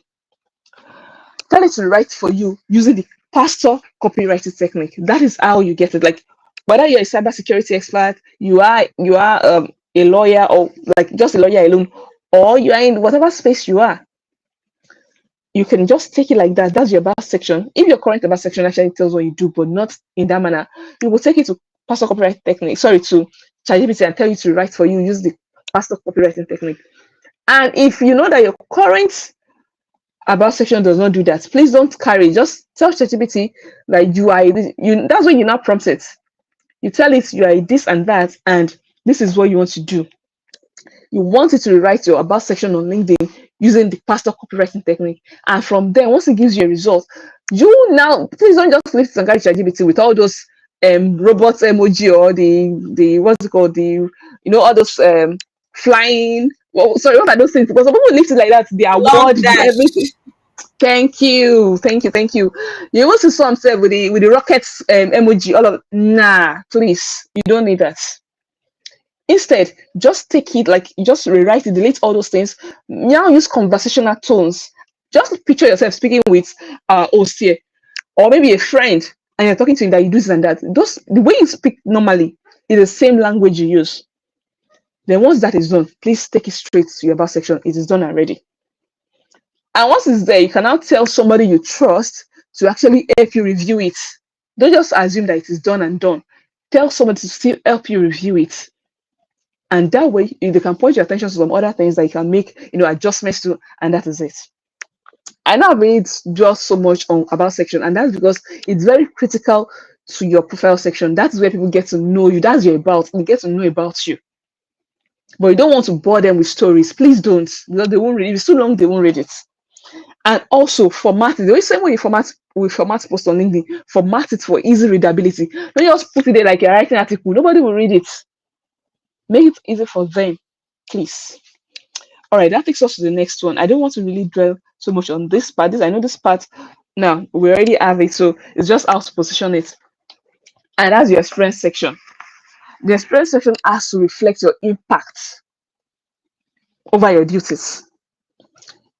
I repeat, your experience section has to talk about more about your impact and not just your duties. No, I was part of the team. No, no, no, no. What did you do? I organized this. I did that. I led this. I oversaw that. Let it show what you did, your impact, not just the list of bunch of duties that you did. So instead of saying, of course, that you drafted contract, and that's what I wrote here. Instead of saying just saying that you drafted contract, you could say you drafted 20 plus contract that safeguarded $1 million in client's deal. Once you're putting in that, you are putting context to it. You are putting context to it and it shows that yes, you did this. Even whether or not you now like it's another matter of for the court to decide, but at least it showed that you've done this and you could talk about exactly what you do and the impact you made. I'm going straight to the next one. I don't because our time is really going at this point. The next one now is your feature section. For a feature section, I've seen some people just put things that are totally unrelated to what they do, the course they did, not just the Coursera course they did, or maybe one post that had the highest like that does not in any way relate to what they're doing on LinkedIn. You do not need all those. Look for case studies, testimonials, webinars, articles that actually relate to some of the achievements you made in your career so far. Let people go there and instantly see the proof of your expertise. That's what shows that yes, you've really, really got this. Yeah, I hope that is clear. Like I said, I don't want to really dwell on it. And then the next one too. Some people ask, what kind of content should I post? The goal is to post content that converts. And how do you do this? You educate, you use storytelling, and then you position yourself as a thought leader. You educate, you use storytelling, and then you position yourself as a thought leader. What do I mean by that? Remember when I was talking the other time about you going on Reddit and I was saying you make research, and that research, after getting the pain points, you bring it here. The goal now, after you brought it here, is to educate them. I already spoke about this. I'm not really going to delve into it because I spoke about it extensively before. Once you've come here, the goal is to make them see people that have gone through it before. You can educate them on how to go about it. For people that have experienced it, what to do when they experience it, and how to reach out. That's what you put there. You're educating them about that's your offer now, right? So that means that's what you're doing. That's what your field is about. So you're educating them on what to do when things go wrong. And please don't make it like a lecture. Nobody wants to be taught on LinkedIn, even though it is a professional platform. Nobody wants to feel like they're in a classroom. That's where storytelling comes in. You want them to feel like they're reading a story, like they're enjoying what they're reading, and they're that's exactly the goal. And that itself positions you as a thought leader. It shows you're an expert. That's just it. It's that simple. And your posting frequency, I would say if you really, really, really want to grow on LinkedIn, you cannot post less than 3 times a week. Because the goal is for them to know you. Remember, we said there are over 1 billion people on LinkedIn, right?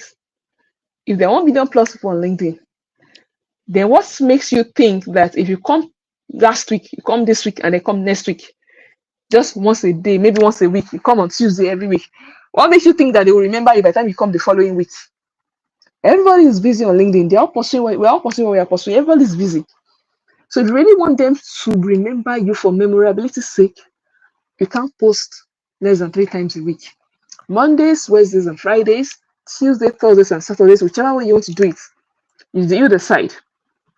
But at least 3 times a week. You can make it 4, you can make it 5, depending on how your schedule permits, but you cannot post below 3 times a week. And the best times to post for morning section, I would advise between 6 a.m. to 9 a.m. 6 a.m. to 9 a.m. because these are the time people are really active on LinkedIn. If you come by 6 a.m., I can tell you for free that you'll be seeing people that have posted and you'll be seeing 1 hour ago. No, you got it by 6 a.m., right? You'll be seeing 1 hour ago, 2 hours ago. Which means some people have posted by 5 a.m., by 4 a.m., by 3 a.m. And trust me, people have commented on that post. But if the morning session does not work for you, you could look for other times in the evening, maybe during lunch break. Once it's 9 a.m., you may not get as much engagement anymore, except if you already have a large community because people are already at work. Just imagine 9 a.m., you're already at your office, you're in a meeting or something. You won't be on LinkedIn commenting. The same goes for other people too. They won't be there. So you'd actually want them to see. If you wanted to see and engage your post, you could wait till around maybe 11:30, between 11:30 and 1 p.m. again in the afternoon, maybe during their lunch break, and then maybe in the evening between 7 p.m., maybe 4:30 to around 7 p.m. or so when they're leaving work and all. But I know for mornings, 6 a.m. to 9 a.m. works best. So you could decide whichever time works for you very well within this time. Because at that point, they may still be in traffic, they are going in the morning, so they will just use that to pass time, but they're engaging in posts. And mind you, the goal is not to be perfect, it is to be consistent. The goal is not to be perfect, it is to be consistent. So that means consistency beats perfection. If you're showing up 1% daily, at the end of a year, that will be 365% better than you were when you started. But if your goal is perfection, you will never attain it because you will never grow. You keep critiquing and criticizing everything you're doing, you will never grow. Make mistakes, learn from them, move. Make mistakes, learn from them, move. That's it. And once you constantly do this, you get results eventually. That takes me to my next page, and that is your content strategy now. Your content strategy. How do you write? Once your profile is ready, it is time to put yourself out there. Once your profile is ready, it's now time for you to see that, okay, you people can now see me, see what I do. And here is the golden rule for writing posts. You start with a hook, you tell the story, you name the lesson, and you call them to action. You start with your hook, you tell the story, the lesson, and then the call to action. The hook could be anything, depending on your field.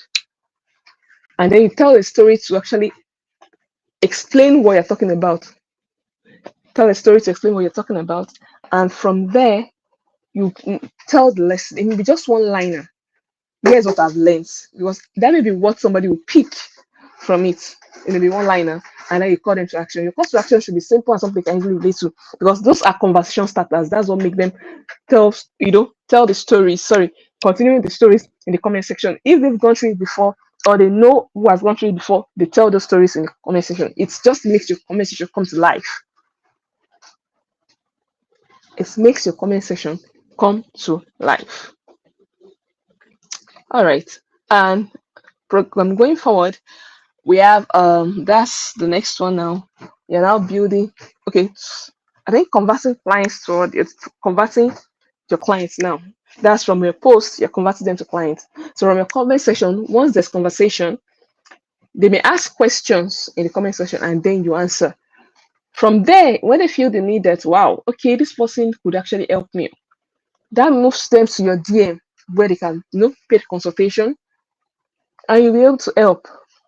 Or naturally, you maybe don't want to comment in their comment section, maybe they're going through something and then they were ranting about it on LinkedIn.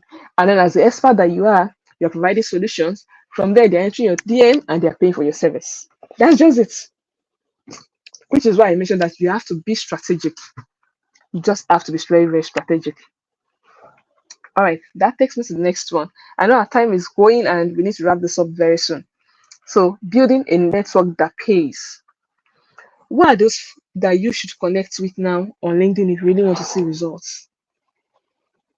You need to connect with people that are your target audience. These are entrepreneurs, CEOs, HR. If you're looking to land a job, you're targeting CEOs and HRs. You are looking to build a brand and you're looking for clients, you may need to target startups, entrepreneurs, maybe CEOs as well. And your comment section should position you a as an expert, not just great post, please. Nobody, I don't want to be saying great post, great insight. No. All those auto generated comments on LinkedIn, it is not necessary because if you just be one of those comments there, it will not stand out. And then from there, when you see that you've explained to some people and they respond to your comments too, maybe you comment on their under their post, position yourself as a thought leader. If they don't enter your DM, but then they respond to your comments, you could take yourself to their DM that you saw what they went through and you would love to provide solutions to it. Because you already answered them in the comment section, they know you. So it's not like you're just entering their DM's code. No, they know you. They know you. And that makes it even easier. And from there, you could schedule a meeting and you have them. And finally, you need your peers, the people that do what you do as well. You could actually start a conversation and then tag them to actually contribute to it.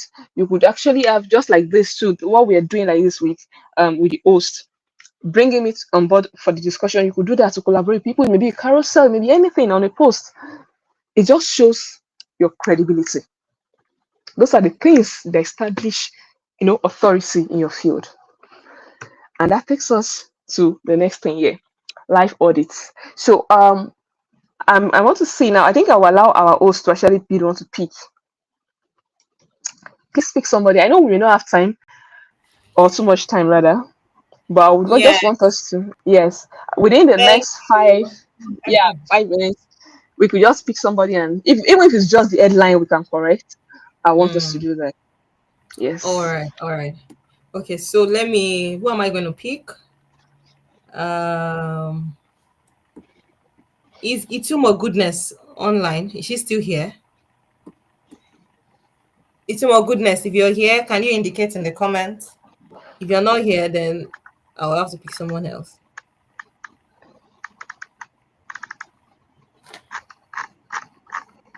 I guess she's not here. Okay. Francisca. Let's do Francisca Bala. Okay. Leonard friend, can you please share your LinkedIn profile, your link? Just put it on the comment section so that we can pick it up from there.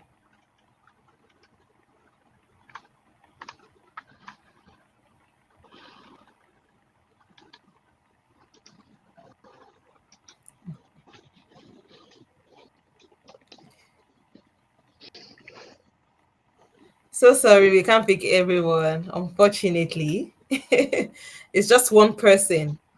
And there are three other people that have won a free LinkedIn live audit, but it's not live here. Those ones they will come see me the time I choose for them. But yeah, Francisca, are you there? Please speak. Drop your LinkedIn profile, your LinkedIn, the link to your LinkedIn URL, so that we can display your profile and we can correct what they need to be corrected there. If you don't respond in how many minutes, like 1 minute now, I'll have to pick someone else.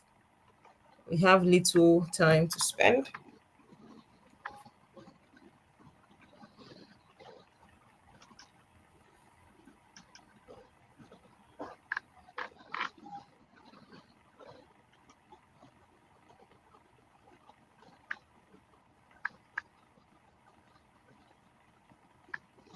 Unfortunately, I guess she's not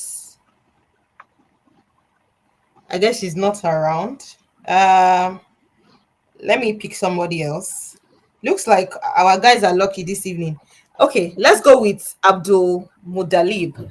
I'm picking him Wait, I because he has been active.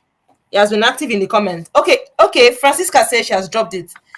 Okay, but we can't. Victoria, can you see any link from your end? no, I Or can't. she drop it in my DM? Let me see. I don't think she did. I don't think she dropped it. Okay, you know what? I already opened their profile here, but I'll do Okay. this. I will do this. For Oluwaseyi Adebeshin, then and also Abdul Mudalib. I'm not sure if I'm pronouncing that right. Um, just because you are on this live, you can reach out to me personally. Yeah, reach out to me in the DM, and that's on LinkedIn now. And I would love to Oh, actually help. Yes, that's so but we can't take generous every. of you. Yeah, but we You can't guys, take you don't know everybody. what you guys have gotten. Ha! You guys don't know what you have gotten, oh.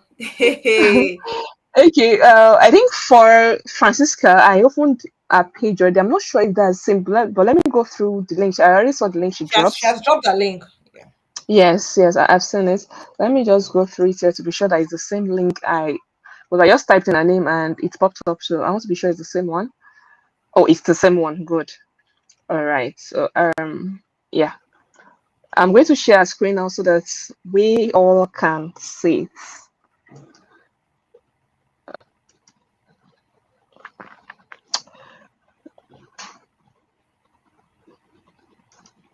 All Amen. right. Oluwaseyi is praying for you. Okay. All right. Oh, you're welcome. No problem. So you can just tell me, just let me know that you were on this live and yeah, your name and everything, and I'll write their name down so that I'll send it to you so that when they come, you will know the exact people that are coming. oh, no problem. That's fine. That's fine. Thank you. Okay. All right. So we can all see Francisca's page, right? Yes, yes. All right. So I believe this should help others too. So the reason why we are doing this live session, it was actually Dio that reached out and said she really wants us to do it because it will give perspective to other people too. And that way, if yours is like that, you could start implementing on your own end as well. So even for the two people I mentioned now, even before you come around, you could have actually worked on your headline. And we may not need to do much work by the time you come. That's just the essence of this. So it makes it easier for every other person to implement what we're talking about on the spot. That's the essence. So, like I said, we can't do everything, but we'll do the headline, and from the headline, I believe that should give you insight into how your about section should go and every other thing. All right. So I like Francisca's profile because it entirely depicts everything I've spoken about. So that should help every other person here as well. So I would even like to start with Abana section. If is okay, is it possible for us to add somebody else to the live? Is it possible? Because I would like to add to answer some questions. Is it possible? Okay. Yeah, it's possible. It's possible. I will share the backend link to you. Okay, you already have the backend link, so you can. Okay. Okay, can you add her? Yeah, I can. Once she has that link and she logs in, I will be Oh, notified. she will need to have the link first. Oh, Yes, okay. yes, yes. If she Oh wants to boy. be. Okay, maybe she should type in the comment section then. Please, I want us to actually reveal this profile together.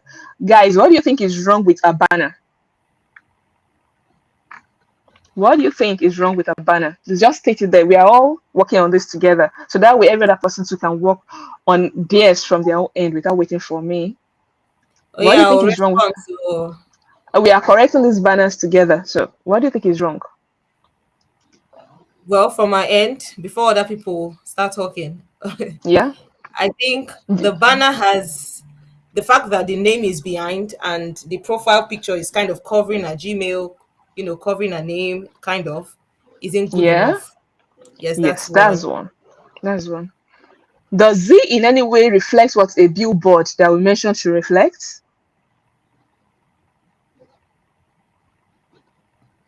Let's respond, everyone, please. We are doing this together. Does it reflect it?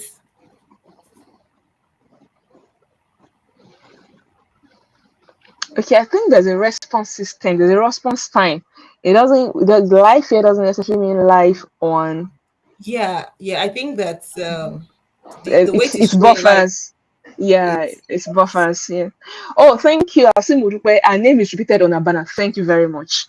You can see her name on top of her. Okay, you can see her name below her profile picture. That's on top of her headline, and then her name is still in the banner. In the banner, it is not necessary there. Her picture on the banner is fine if she wants to go with that. But the name, the Gmail account, and yeah, the color is not blending. Yes, yes, we can all see that. So if Francisca is to work on this, if she's to work on this, first off, that the picture of the keyboard and everything does not say anything about what she does. It doesn't. It doesn't in any way. So what you would need to do, first off, is to decide exactly. She's a lawyer, right? What kind of lawyer is she? I'm seeing on a headline now that she's a legal professional, she's a virtual legal assistant, dispute resolution, researcher, writer, CSC accredited agent, corporate law practice. It's like she just gathered a bunch of titles and gathered and put there. And remember what we spoke about then, that if it does not in any way, thank you. I was about to say that. I like that doing solar. Abana is not reflecting something she does. Thank you. So if it doesn't reflect what she does, how does it communicate to our clients now that this is what she does? Because you're just saying you're a legal practitioner, you're a virtual assistant, you're a dispute resolution researcher. It is not. You understand? So first off, she will need Francisca, what kind of lawyer are you? I mean your specification, your what's it called now, your area of specialization. Are you into cybersecurity as well? Are you into legal project management? Are you into divorce? Are you into dispute resolution? Maybe ADR or even litigation? What kind of lawyer are you?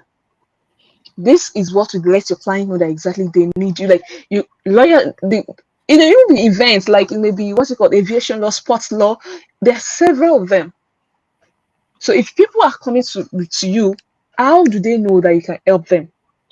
So this is not, like I said, this is not something you answer on the spot. You have to actually sit down and think about it. Then that's where that research comes in as well. Who do you serve? Like your skills now, your area. Who are your target audience? Who does it serve? Get my point? So, and that is exactly one that you now reflect in your headline. Like you're helping so and so people to get this through this method. That's one. So that means if you're getting your headline, it automatically reflects in your banner. And also, thank you. I love what you said about the picture. The picture is covering some part of what you wrote.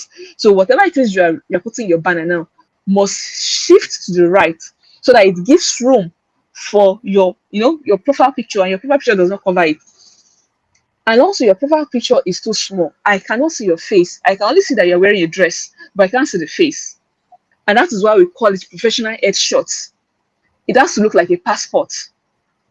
If you see that of Dio, yeah, I think Dio's page is here, right? I could share a page. So you understand what I'm talking about. Let me do that. Let me do that. By the time, so you could see some of what I've spoken about, and that way we could translate it into this. Okay, because I opened a page as well.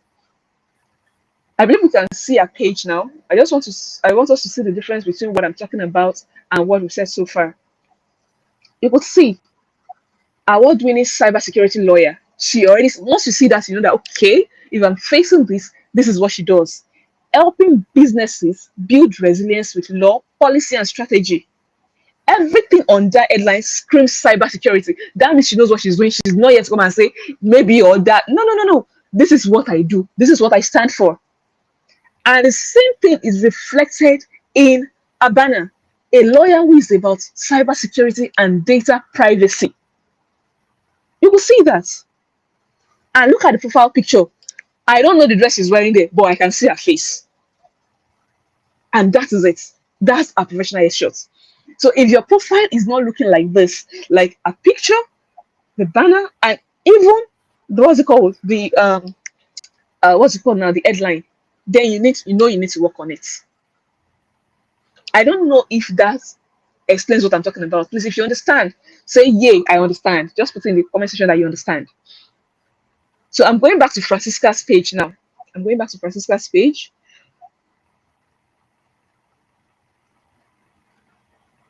Oh, you're welcome, Chidera. You're welcome. I'm glad to see that. You're welcome. So I'm going back to Francisca's page. So now it puts things into perspective for Francisca. Francisca, you can see now that you have to decide, are you a legal practitioner or you're a virtual legal assistant? You can't do both.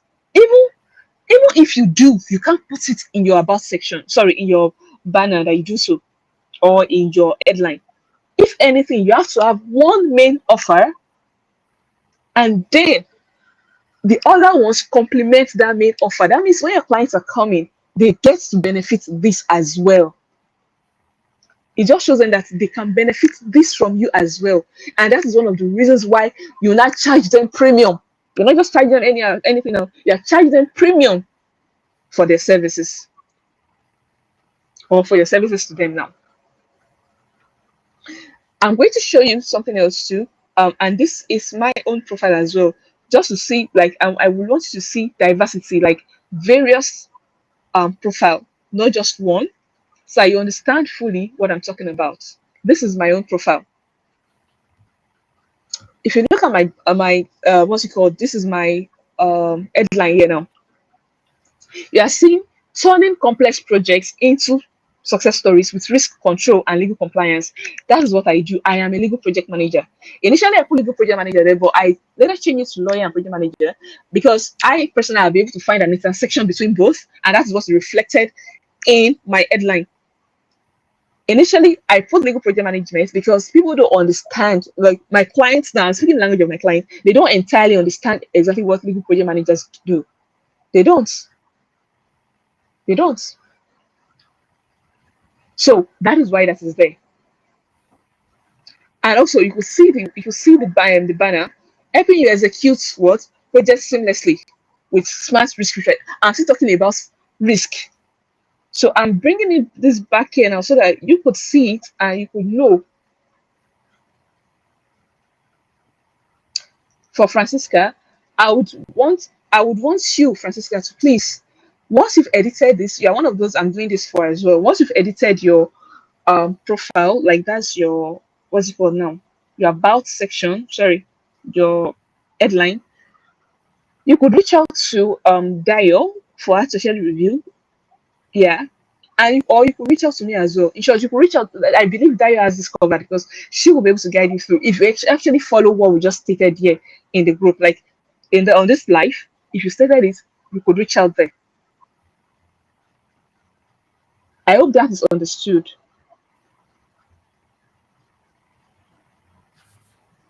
I hope that is understood. Yeah. Thank you so much. So I believe we'll be able to cover that's the, what's it called now? The banner, the profile picture, as well as the headline. And one thing I will mention is that once you are building your brand, the algorithm can always misbehave.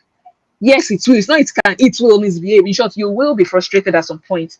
But don't let it bother you.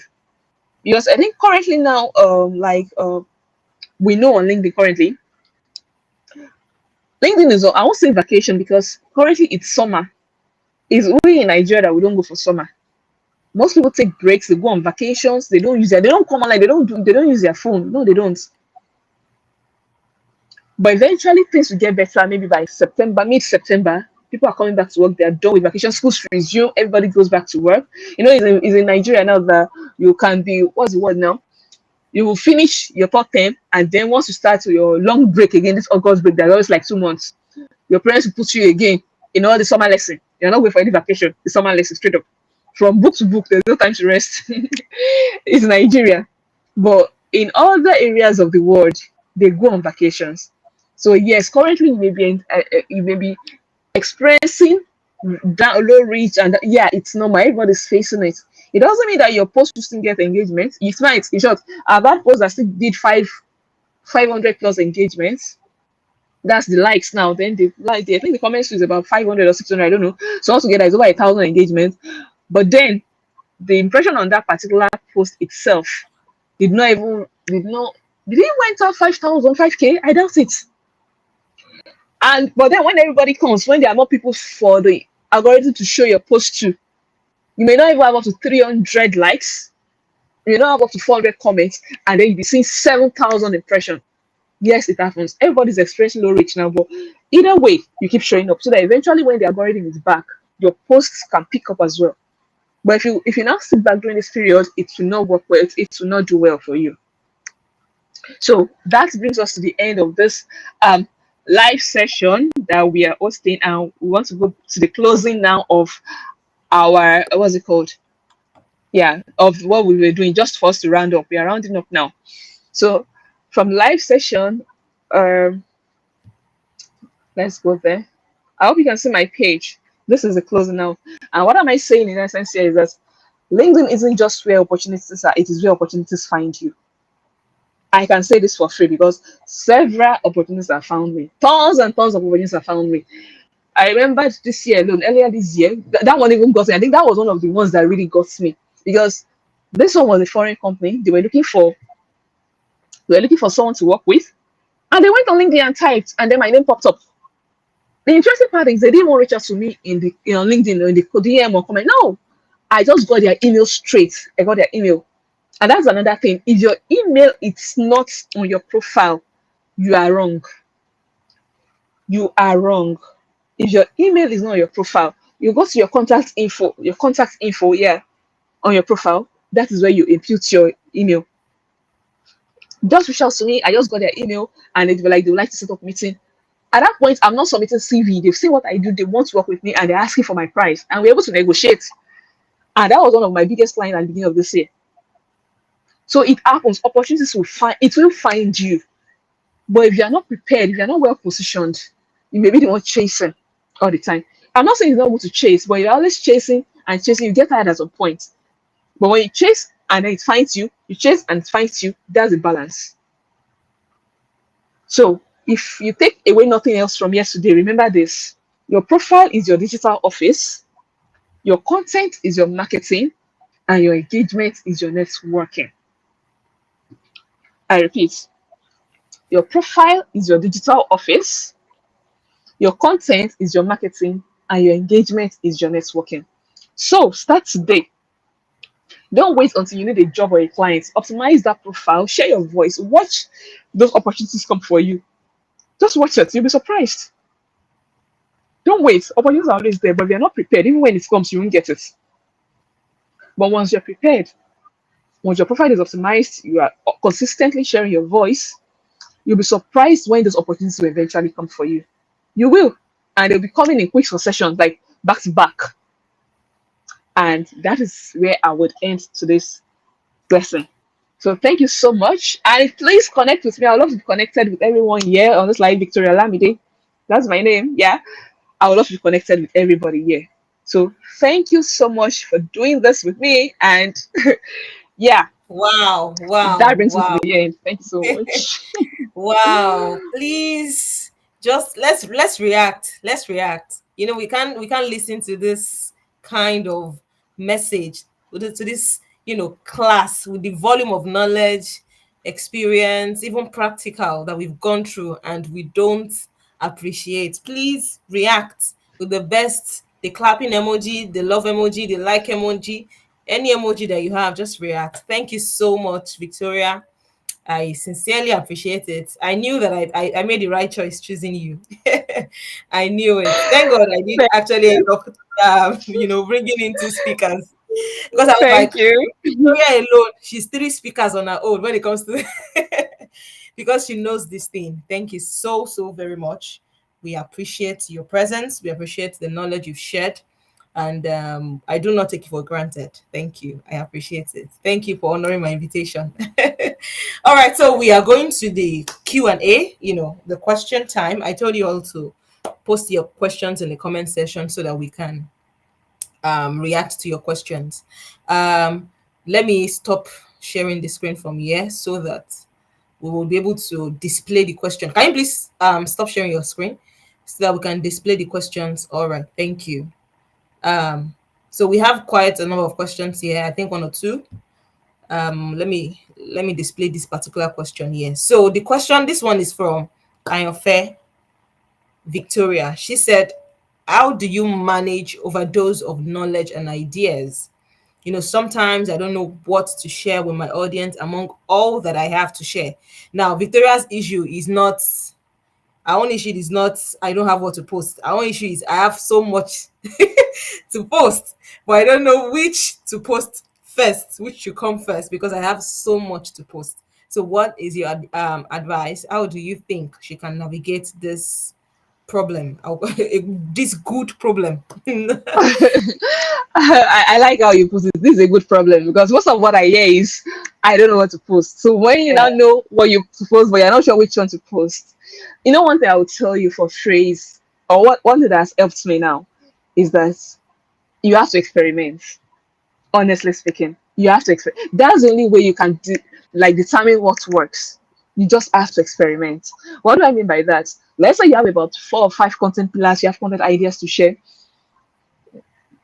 Go ahead and share them. Those 5. Go ahead and but then don't forget what we said. Use storytelling, right? Those knowledge, those ideas. Use storytelling to deliver them to your audience. Another way you do afterwards is after you have shared them and your audience have reacted, that's where your own work now begins. That's where you track your algorithm. That's where you track the responses. You track the feedback. It's just feedback that will make you understand exactly what your audience needs. I can't tell you this is what your audience needs or not. No, you can't even know that until you have experimented. So go ahead and share them. Share those 5. You'll be surprised that out of those 5 content ideas, some of them will do better than the others. Some will have high engagement, some will have low engagement. Some even have low engagement, but then the feedback in the comment section will be like, wow, okay, I think there's something here. Just like those are your target audience. If you're posting about LinkedIn today, you definitely get more reach because LinkedIn itself is wide. Everybody's on LinkedIn. But if you're posting about cybersecurity, you cannot get as much engagement as you would get when you're talking about LinkedIn. Why? Because not everybody is doing it. Not everybody is interested in the subject. When I'm talking about law essentially or project management essentially, the reach is not as high as when I'm talking about maybe community building posts, I'm talking about career, no, it's not. Because there are some topics that everybody can relate to, and there's some that those are your target audience. Another way the balance is those ones that pushes it out, like maybe when you're talking about LinkedIn, you're talking about career, talking about life lessons you have learned, also talking about those ones that everybody can relate to. That's what gives you visibility. Those ones that look like they're not really doing so well, but then the feedback in the comment section is good. Those are your target audience. Please still post them because that is what brings the money. Those are the things that bring the clients. It's now left to you to balance them. You could post this one 3 times a week, post this one 2 times a week. You balance them depending on how frequent you post. I don't know if that answers your question. Thank you so much. I believe that answers our question. And let me add another perspective to that. There is this popular, Victoria knows the person, Jasmine Alik. There's something he says. He said most of the time he doesn't write all of the content that he has in his head or in his notepad. He doesn't write them as posts, right? But what he does is that he add them to the comment section. Now, in the comment section, you see some people, they will engage that particular comment. Now, it's from the comment section, you now know, oh, I think this particular people need to get more idea on this particular subject. Then you can now create a post using that particular comment that you made. You now create a wider post. For example, now you said that you have like so much ideas that you want to write about, but how do you know which to share with your audience? Now, let's say for today, you spoke about how hospital can be compliant with, you're a medical lawyer, how hospital can be compliant with medical laws or regulations. And then in the comment section, you just brought out something as to how nurses can relate with patients, or who will be responsible when a nurse does something to the patient. Who is going to be responsible? Is it the hospital or the nurse? That's in the comment section, right? It's just, a thought that you have, not necessarily a post in itself, probably a thought, and you just share it in the comment section. Now, the reaction of people to those kind of idea or thought that comes to you randomly, probably during the day, or something that occurred during your work hours, or something that you just saw somewhere, the reaction of people to such comments can give you an insight into what they might be wanting you to write about next. So, for example, that kind of example I just gave now, you would know that people would comment on that particular comment that, oh, this is right, oh, this is how I think it should be. Then you would now get an idea or a cue that, oh, let me write a post about this comment that I just shared. So that means that you will now write a bigger and more detailed post on that particular comment. And don't forget the style. You need to make it relatable. So that's how you can comment in some ways. And another way you can also comment when it comes to, getting ideas on what to share. you want to know what your audience want at that particular point in time, you can conduct a poll. Some people do that. They can conduct a poll, just to ask idea what people want to hear from you or what they want you to write about. So you can conduct a poll, you can use that comment section idea, you can just test the waters. You are permitted to test the waters in these various ways, so you are not restricted to a particular set of thing. And you have to also monitor your analytics. That's why LinkedIn has this breakdown. Monitor your analytics, go and read under each post, see what happened, how did this post do. The more the impression, the more you know that, oh, these people want us to talk more about this particular segment or this particular section or topic. So monitor your analytics, see your reactions, go to your comment sections. What are people talking about? What areas are people branching from the post that you made? So this will give you insight as to what next you have to talk about and all that and all that. I hope I've added more to what Victoria said so that you understand better. All right. That said, I think we have another question from here. I'm trying to locate it so that I can display the question. Yeah, okay, this is it. So this question is from Onok Adua. I hope I'm pronouncing that name well. So he said, Ma, as a student of law and not yet been called to bar, okay, I believe he's saying that how should we make sure its banner looks like, right? He's not a lawyer yet. He might not really be in a position to start offering legal advice or taking up matters for people because he's not called to bar yet. He's not a certified lawyer yet. So how should his own banner speak? What should his own banner speak about? What should he talk about? All right. Thank you. Oh, thank you so much too for that addition. I really like it. Yeah, that's a good way to go about it. But in essence, if you never experiment, you will never know. Okay, so for this one, this is always the difference between your degree and your skills. For degree, you cannot practice until you have the certificate. However, for skills, you can always still practice, especially because you gain your degree, your certificate within maybe a couple of months, a couple of weeks, and that is done.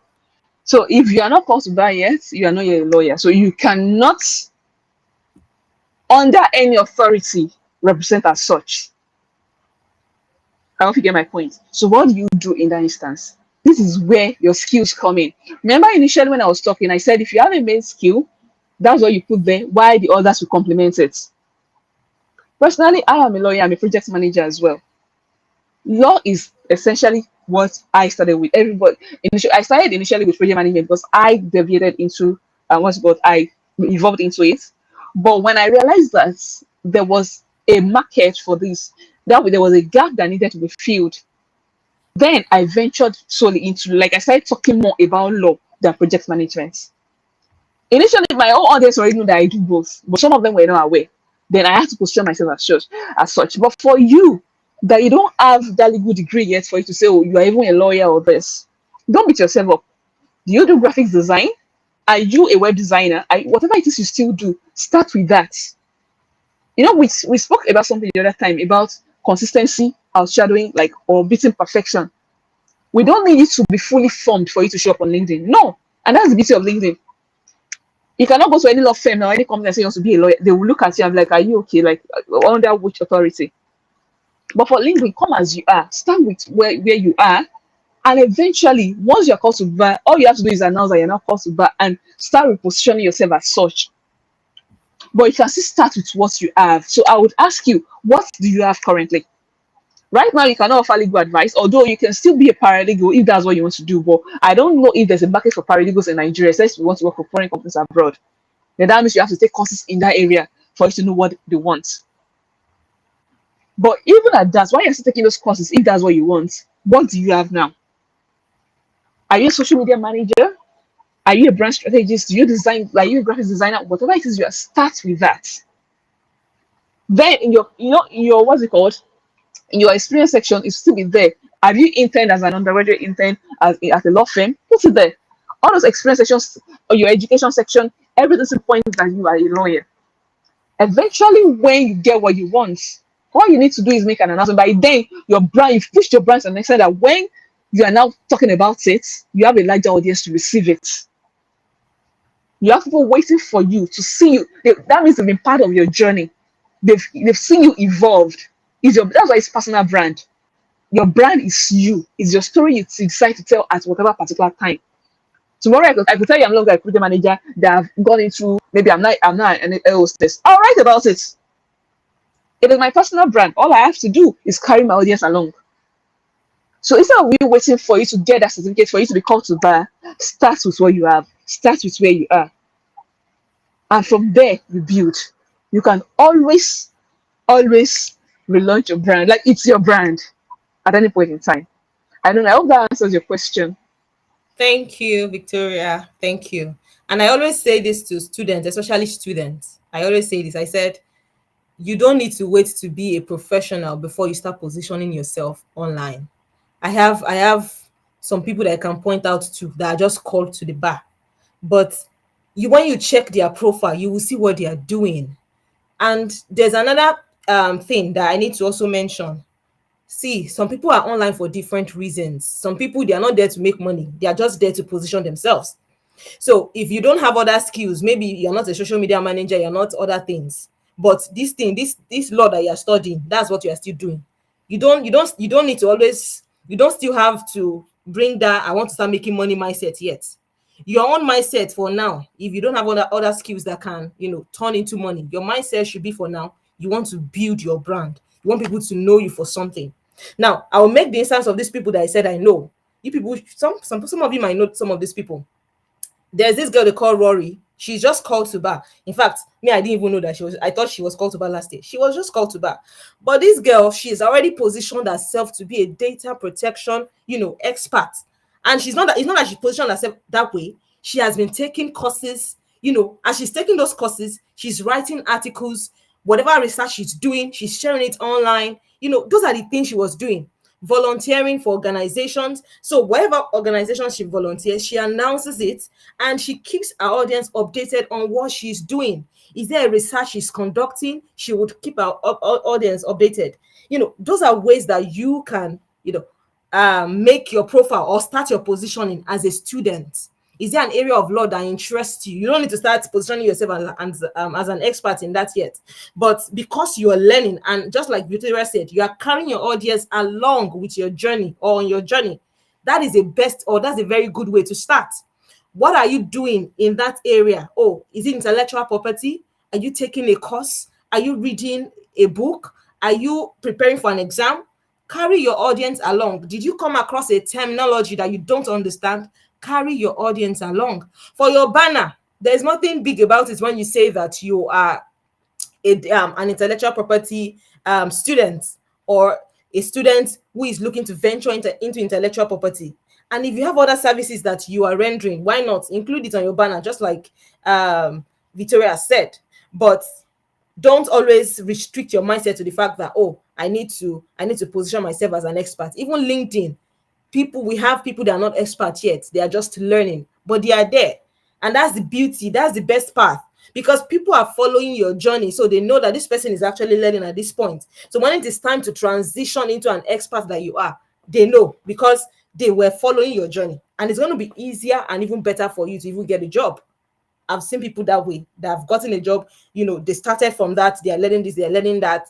And they started showing their real work, their projects. And as people are saying it, when it was time for them to come into the market, it was very easy for them to transition. So please, you don't need to limit yourself now or restrict yourself to something, right? Just find a way your banner is looking good, because I can say that this person was targeting, okay, how do I make my banner look, right? You can write what you're interested in, cybersecurity or intellectual property or technology law. And then if you are the kind of person that you have a separate skill that you have, just like Victoria said, why not pitch your skill and also let them know that you are interested in this area of law? You can do all these things together. There's a way about or around all these things. So I don't want you to be focused on, oh, they said the professional, you have to. No, there's a way around all these things. Okay.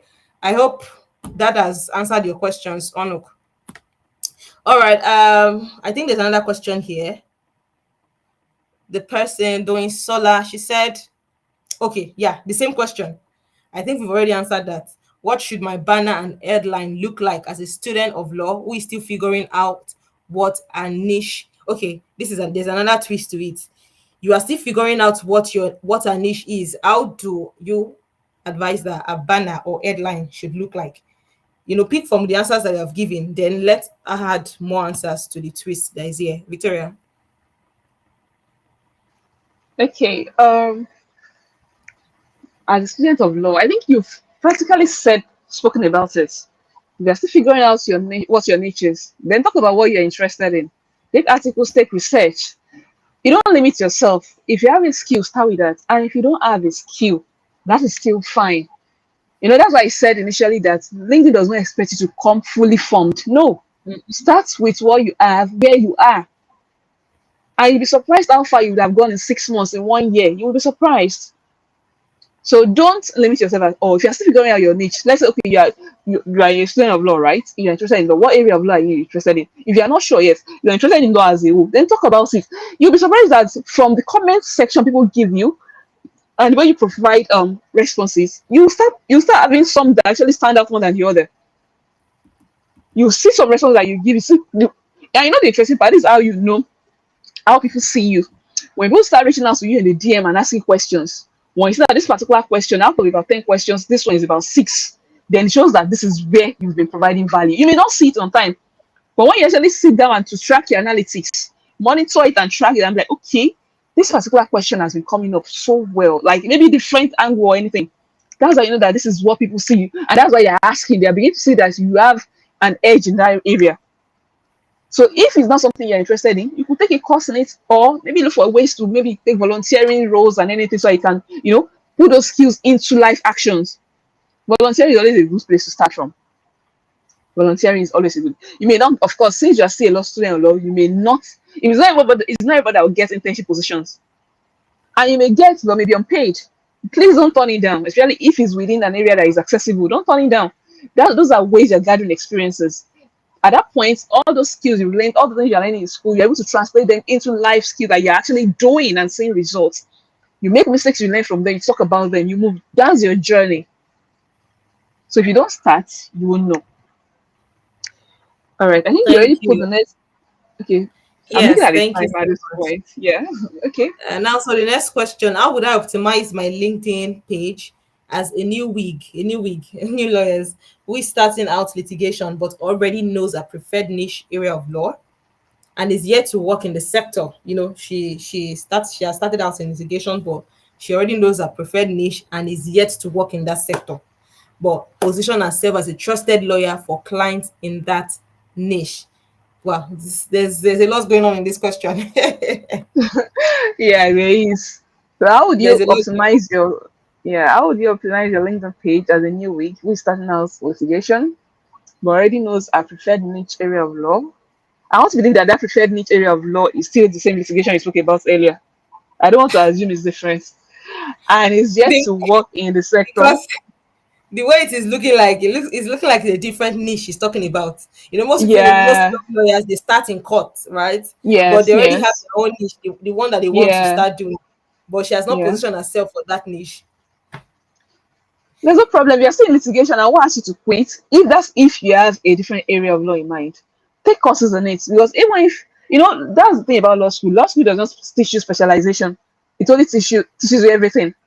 So if you're interested in cybersecurity, for instance, take courses and then keep as you're taking those courses, share about them, share your journey, make research, watch YouTube videos, people that have done this, follow people that have done what you want to do, see the things they're doing and see how you can learn from their lessons and implement them in yours.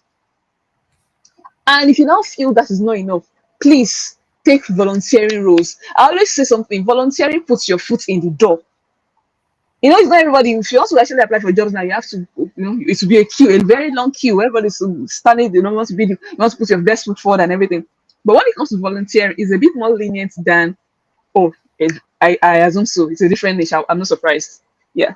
So if that is the case, then go and make your research about that niche. Follow people that are already doing what you intend to do. Learn from their journey. Watch YouTube videos. take courses if you have to. Look for volunteering roles in that field. It will help you. Volunteering puts your foot in the door, and then your skill is what seals it. I see this a lot. I've helped a ton of people get jobs this year. Why? I just told them it's volunteering, but please take it. Once you work with them for a month or two, and they've seen the results you bring, it's easier for you now that they've seen your value. It's easier for you to now what reposition yourself and tell them that okay, I enjoy working with you, but if I want to continue, I would expect some form of compensation. I know that with that compensation, it's like even with that compensation, I'll be able to get 45% increase in this and that. I know with compensation, I would actually achieve more. They won't doubt you because one, they see what you can do. Two, they already decided the known devil is better than an unknown angel. They already know what you are capable of. Why would they go outside and bring for somebody else? That's when you say you now give room for negotiation. So if it's a different niche, please make your research first. Look for people in that field that you want to branch into. Look for people in that field that are doing so well. Learn what they've done, the courses they've taken, master classes, maybe they are hosting or something. Ask questions. You don't need to go and meet them that you want to be a mentor. You want them to be their mentor because I know a lot of you just enter, man, please, I would love to, can you please mentor me? I get that a lot, almost every day. But the truth is, I can't mentor everybody. This is how I usually go about it.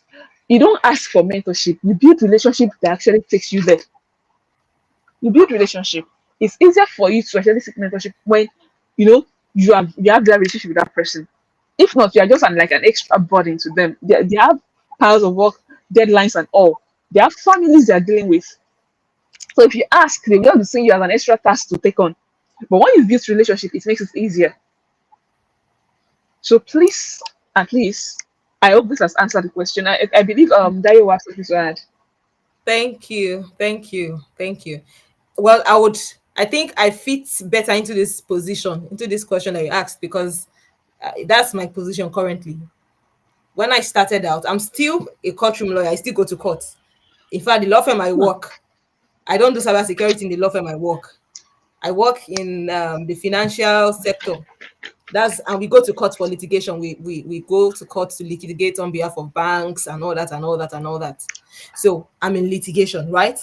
But what you people know me as on LinkedIn is what? Cybersecurity lawyer, cyber lawyer. In fact, Exactly. that's what they call me in the office, because they know that is what I do. Like, that is my interest, and that is how I've positioned myself. And do you know what I did to attain this?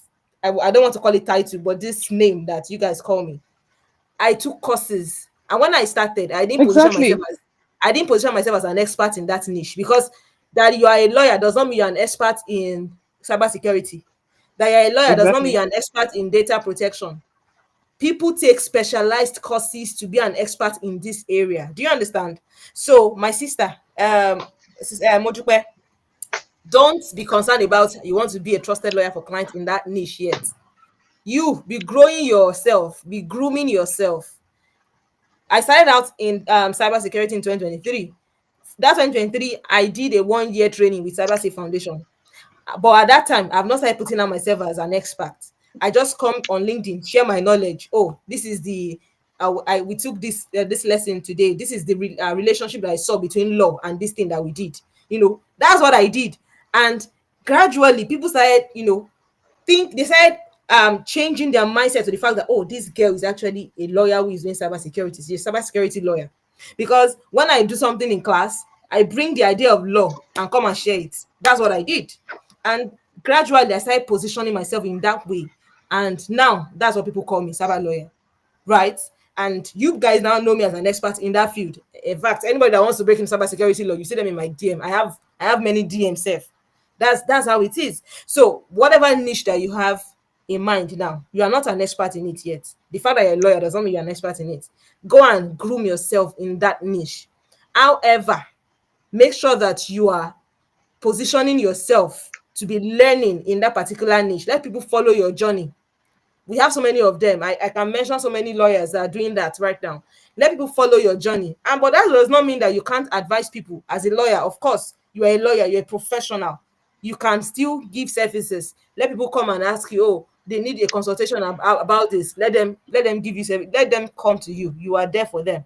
But when it comes to that particular niche that you want to start out on, and you are not an expert in it, please go and groom yourself, get the necessary certification before you start positioning yourself as such expert. All right.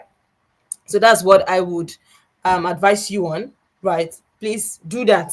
As at that time, when my headline was a different thing, I did not put cybersecurity lawyer then. What I put was I was a cyber girl, so I let them know that I was learning, or I'm transitioning or learning to be in that field. So cyber girls learning so. But that does not change the fact that I'm a lawyer. So my headline for being a lawyer was still there, offering so to make your business compliant. Do you understand what I'm saying? So groom yourself in that niche, share your journey as you are going by the way, and also position yourself as the professional, the lawyer that you are. It doesn't change anything. I hope that helps you. So I'm an example, Modupe. You can come to my DM if you have any question on that, because I'm still a litigation lawyer. I still go to court. All right. I think someone else asked a question, but time till law. There is no time again. Maybe the person will come to your DM to ask the question. But the person said, "Ma, please, for someone who is already building a brand and my about session should carry my brand also, how should my headline look like? Which one takes priority?" I don't know. This question is really not clear. You are building a brand and my about session should carry my brand. I don't get that. I don't get what you're saying. Are you a lawyer building your brand? What area of law are you building? And if you're not a lawyer, what do you do? What does your about session says for now? Is your about session saying something else and your headline is saying something else? Let's know, because I, you have to, everything has to tally. Your about yeah, session is going to I was all right. confused as well. I think she can reach out, but I don't think we have that time for the back and forth right now. I have Yes. meeting very soon, yes, but she can All reach right. out to me. There's no problem. So please reach out to Victoria. She's ready to um put you through whatever your question is. And that will bring us to the end of today's section. For people that are registered, you guys will get, you must have gotten emails from me today. You guys will get further emails because there's something we are doing after this section. But let me just put it out here because I'm going to write about it on LinkedIn. Definitely, I'm going to announce it. We are going to be doing a 21-day LinkedIn consistency sprint with the cyber lawyer, right? Hey, you guys should clap your hands. So you guys are we're going to be doing that Yeah, because we are not just about theory here. I want to see you practicalize what you've learned, and I want to see you grow, right? So I'm going to send you an email for people that did not register. That means I don't have your email, and that means you can't get anything from me. But if you want me to, if you want to get follow-up messages about the consistency sprint, please send me your email. Send your email to my DM. Send your email to my DM so that I can add you to the list. It's a 21-day consistency challenge that will start in September. But before then, before I announce or before I give you further information, because definitely we're going to create a community for this purpose. But before then, I want you to utilize whatever you have learned today. Go and do your LinkedIn audits. Go and set up your profile properly, just like Victoria has taught us. Make sure your profile, your about session, your experience session, your feature session, everything is set so that as we start our challenge, we are just following through. Because if your profile is not speaking well, I don't know what to say for you or what to say about you. So yeah, the 21-day LinkedIn consistency challenge is going on. It is free, but there's going to be premium. There's a premium package for people that want, more and extra stuff that's going to be attached to the premium package. I will let you guys know about that. But generally, it's a free challenge. But for the premium, they will see their package. It's a special one for them, anyways. So you guys will get further information on that in the email and eventually when you join the community that we are going to be creating. So that is the announcement that I have to make for today. And for people that want my free LinkedIn live, because I chose 3 random people for reposting our first announcement, I'm going to tag them.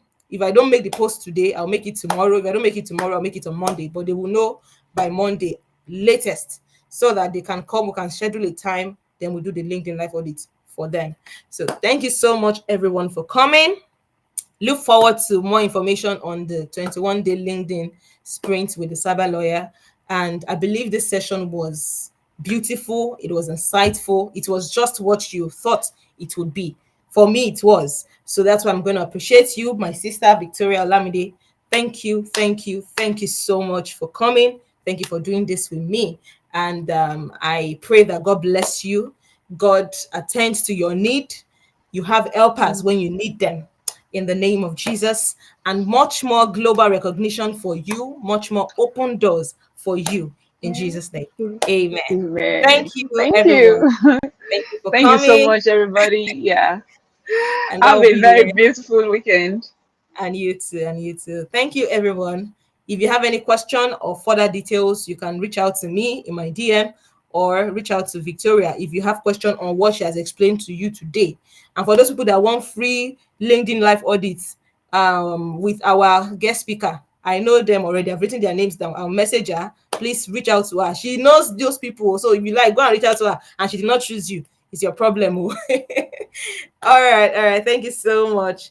Take care. See you all in the email or in the DM, wherever. If you're not following me yet or not following Victoria, go and do that. I don't know why you're not doing that. But anyways, that is fine. Take care of yourself. Have a wonderful night rest and enjoy the rest of your weekend. Bye.